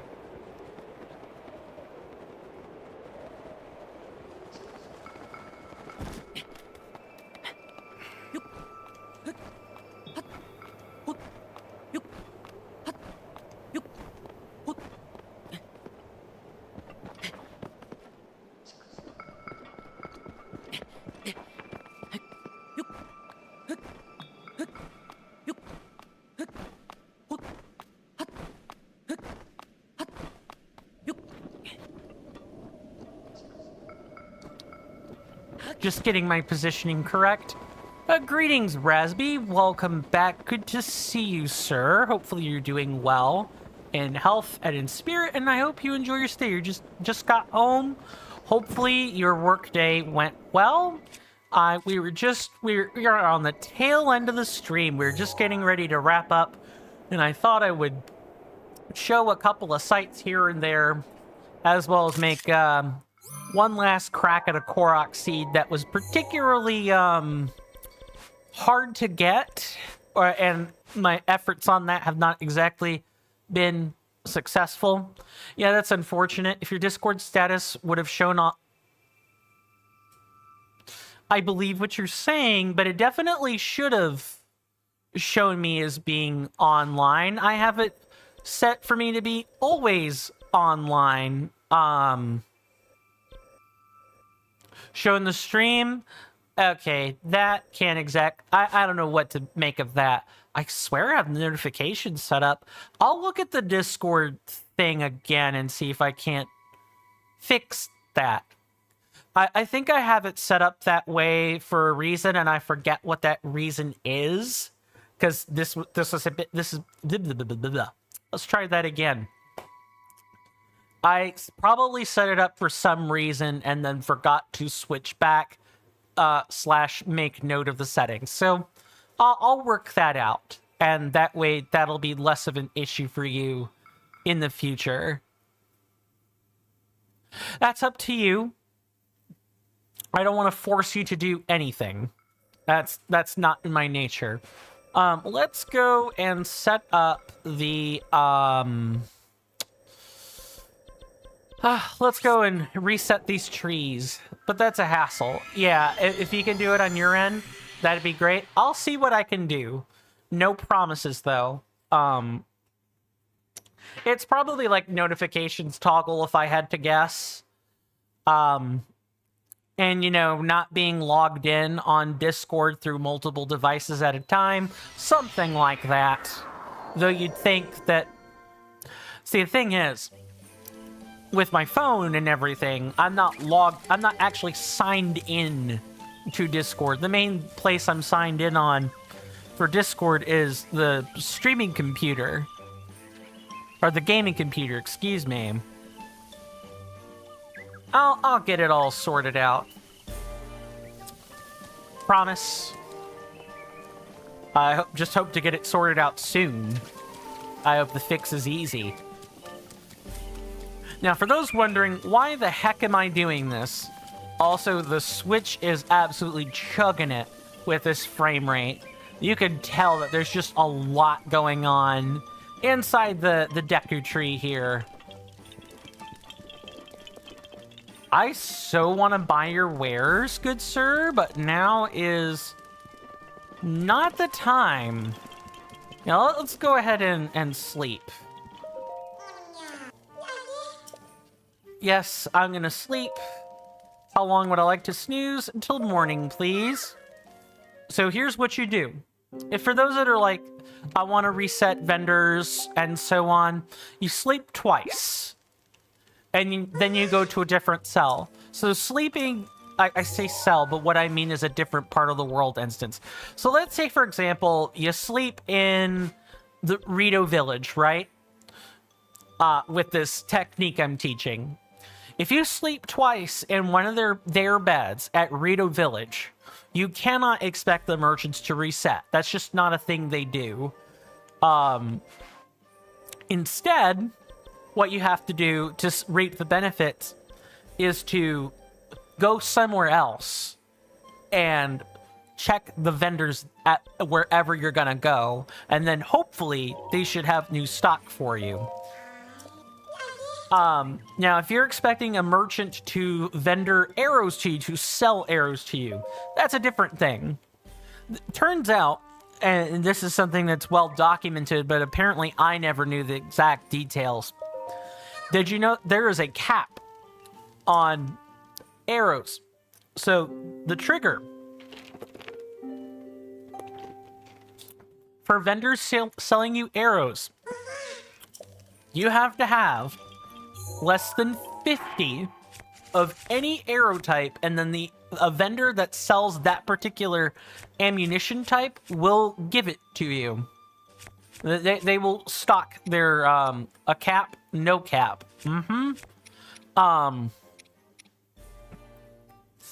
There's probably a joke in there somewhere, and I'm not. That just. No, it's 50 base arrows, and then it's 10 of any other kind, I think. It's either 50 across the board, or it's like 50 for regular arrows, and then some smaller allotment for all of the non-ancient arrows. Damn right. I know, right?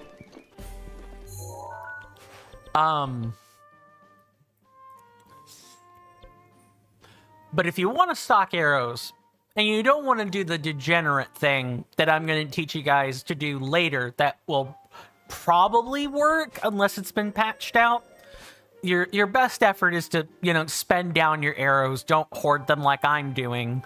and then, regularly talk to merchants, and you'll get your stock of stuff. But resting twice supposedly resets a lot of other world elements that require time to grow, and you can't. So time's funny. The day-night cycle will, continue on, and there are only two ways to actually affect the passage of time. With day-night, you can rest by a campfire to set the time, but that's not the same as, making a whole day pass. For that, there are only two things to do. Play a continuous amount of time, or, play the whole day through, or rest.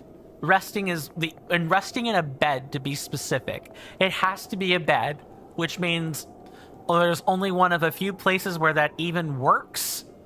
You have any of the stables, those beds count. You have any of the regional beds in the capital cities or major towns of interest, those also work. Your house in Hateno Village, that one works. That's it. I think there may be a bed. I'm going off of memory for this last one.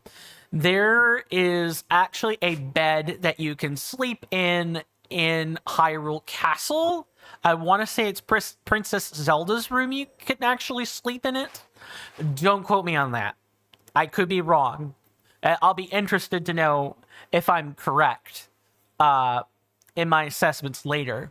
But that's it. Those are the only two ways to advance time. Play the day throughout, or, rest at a bed and actually sleep. Because resting at a campfire just sets the time. You're not really sleeping, if that's making any sense. Yeah, the time shenanigans are wild in Breath of the Wild. Let me go ahead and read these, and then I'll go ahead and make this attempt at. See, the weather is clear. Yeah, the weather is clear, which is good. I'm gonna pause it so it stays that way. Okay, stayed extra at work, or same amount of time, but was super late initially. And I like working at night because it's super empty and you get zero sensory overload. As long as it's work permissible, that's about the only thing that matters. You feel really proud of yourself and had to make you had to make a media player, and the play pause button had significant latency.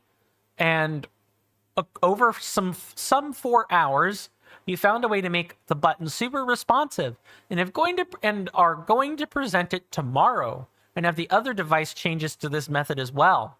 This is entirely optional. You could very easily leave it like that. What a go-getter. Absolutely phenomenal. I'm proud. And I'm glad you're proud of that as well. I was gonna go somewhere with that. I was gonna go somewhere my mind just blanked. Fog brain has been real today. But yeah, I mean, that's a good accomplishment. I hope you got yourself something, or even just celebrated in whatever way you could, whatever way that you wanted to celebrate. I think sometimes we just do this thing, say we feel proud of it, and then people don't reward themselves for doing something complicated. There's like some give and take to that, to be sure, but I'm headed in the complete wrong direction because I was busy doing like 3 things at once. I hope the weather doesn't reset just because I did that. That would be really heckin' gross. How long until the end of stream? Technically should have already ended, but at the very least want to take one last crack at the Korok seeds. And specifically this one here. If you'll look, see these 3 little bush icons? They're actually trees. And one of the Korok puzzle types you can get is make all the trees look the same. Let me put a pin over here so I know to go to the correct direction. The last 2 times we tried to get this seed, lightning storm happened and struck down one of the trees each time. I could see the trees from a distance. We can make another attempt, provided Akkalan does not suddenly come into a thunderstorm. That would be really bad. Watch me muck this up, by the way. I'm being sarcastic / facetious. But once I've got either failed again or have gotten this particular Korok seed, I'll be bringing things to a close. So we got a couple of minutes.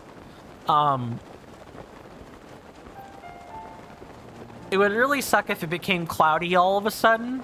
Nice thing is, generally in the bottom right-hand corner, if you look, there's a weather indicator. There are lots of symbols there, but the one that should be paid attention to is like the one it's about to turn to. It's sunny. It's a circle with 6 other circles around it. Yeah, so it's sunny for the next few hours. The weather in this game changes around every 3 in-game hours. It's blocked off like that. Okay, which tree is... I'm sorry, what? Are we making all these trees the same? No, but an apple fell somewhere. We actually still can't do this. Good thing Link has access to the weather forecast satellite. It's all in the Sheikah slate, baby. It's all in this lovely thing.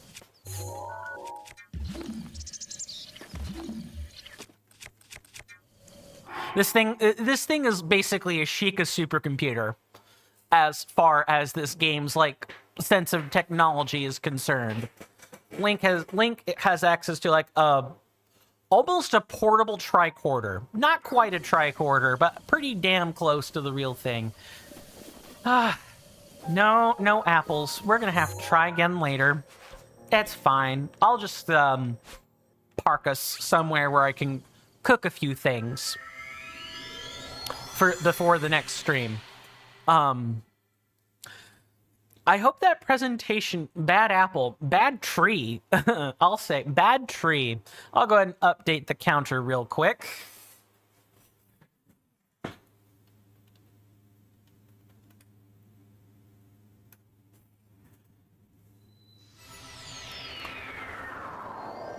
Oh, it's a reference to Bad Apple? Wouldn't know.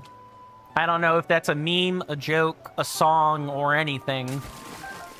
And that's nobody's fault. I'm an unlearned, uncultured swine. But, you can only go present if you go 2 hours earlier than usual, and you will be sleep deprived? I see. Well, here's hoping you find the balance of that works for you. If that means not being sleep deprived, so be it. If you think that presenting and, you know, sacking a bit of sleep is worth it, go for it. Bad Apple is an older anime with an intro that's in 2 colors, and it's been entirely a thing on the internet to remake the intro into basically anything. Look up Bad Apple intro and then see one of the memes. Let me write that down before I forget.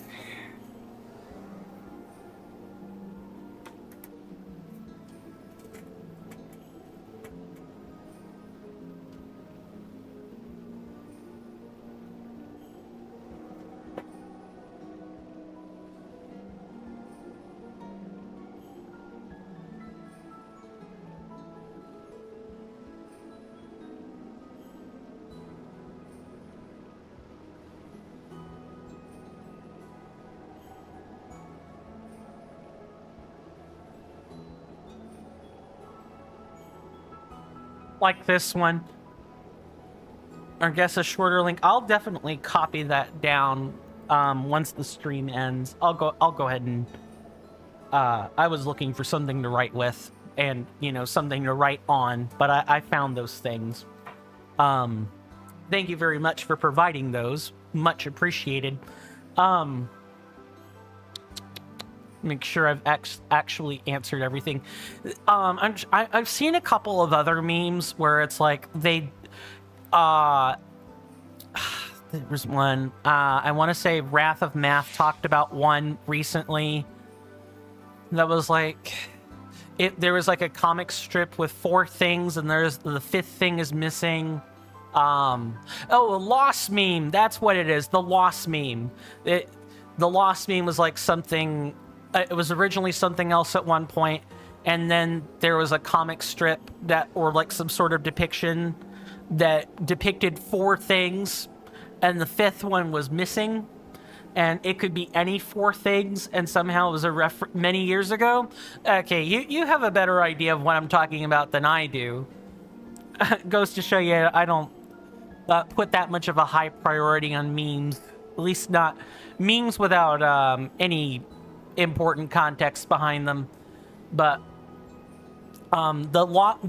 basically nobody knows what the lost meme was originally for. Like, it's on the internet, but nobody makes a lost meme and knows they're making a lost meme or like specifically acknowledging the lost meme unless you know what it is. And then in which case the things you make do reference the lost meme. you see what I'm saying. Not probably not quite the same thing, but the point I was making by bringing that up is that it seems the original meme or original idea of the lost meme has lost its meaning. It's now just a meme format. And I'm wondering, or maybe positing, that the bad apple meme is kind of something like that. Or maybe it's a meme format now. It has lost its meaning.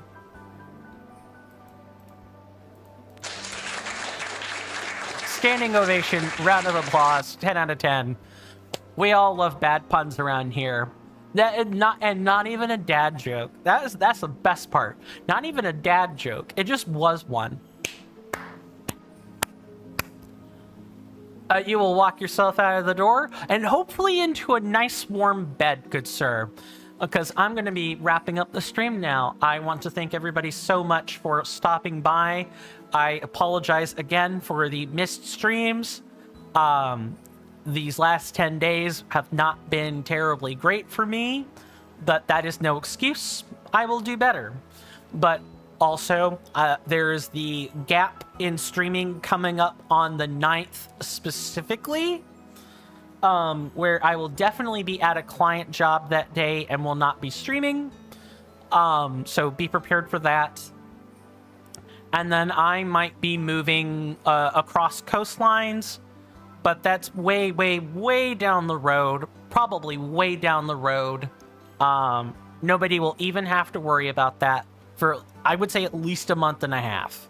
Because it'll take me that long to get my stuff together in a packable format if I decide to go down this road of moving coastlines. I'll talk about it more in my Discord with personal posts and things. You guys have my word on that.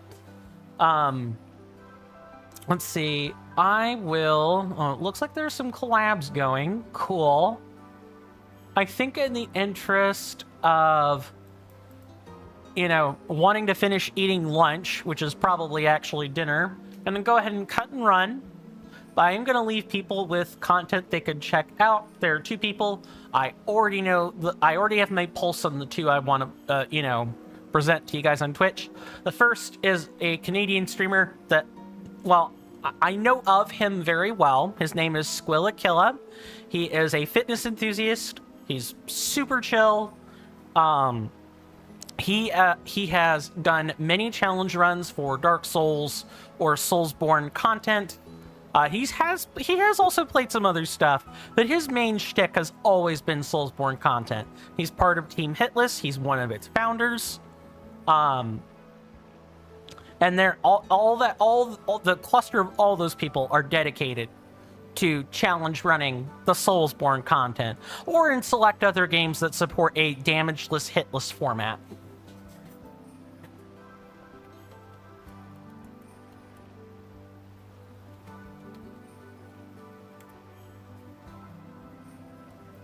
He is also currently collabing with Cheese Whiz, who's another Canadian streamer that has also come back recently. Please also go check him out.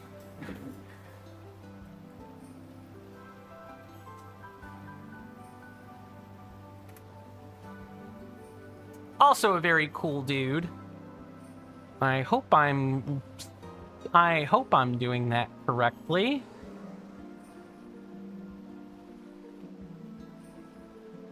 Yeah, that spelling is not correct.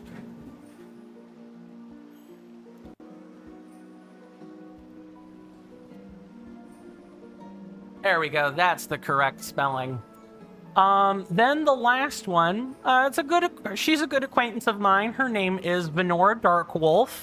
She became a partner as of late last year, and Miss Frog Queen has worked really hard on her channel. She is a super bubbly, peppy, exciting streamer. She has energy I wish I had. But she works really hard on her content. Please go check her out. I promise it'll be worth your time.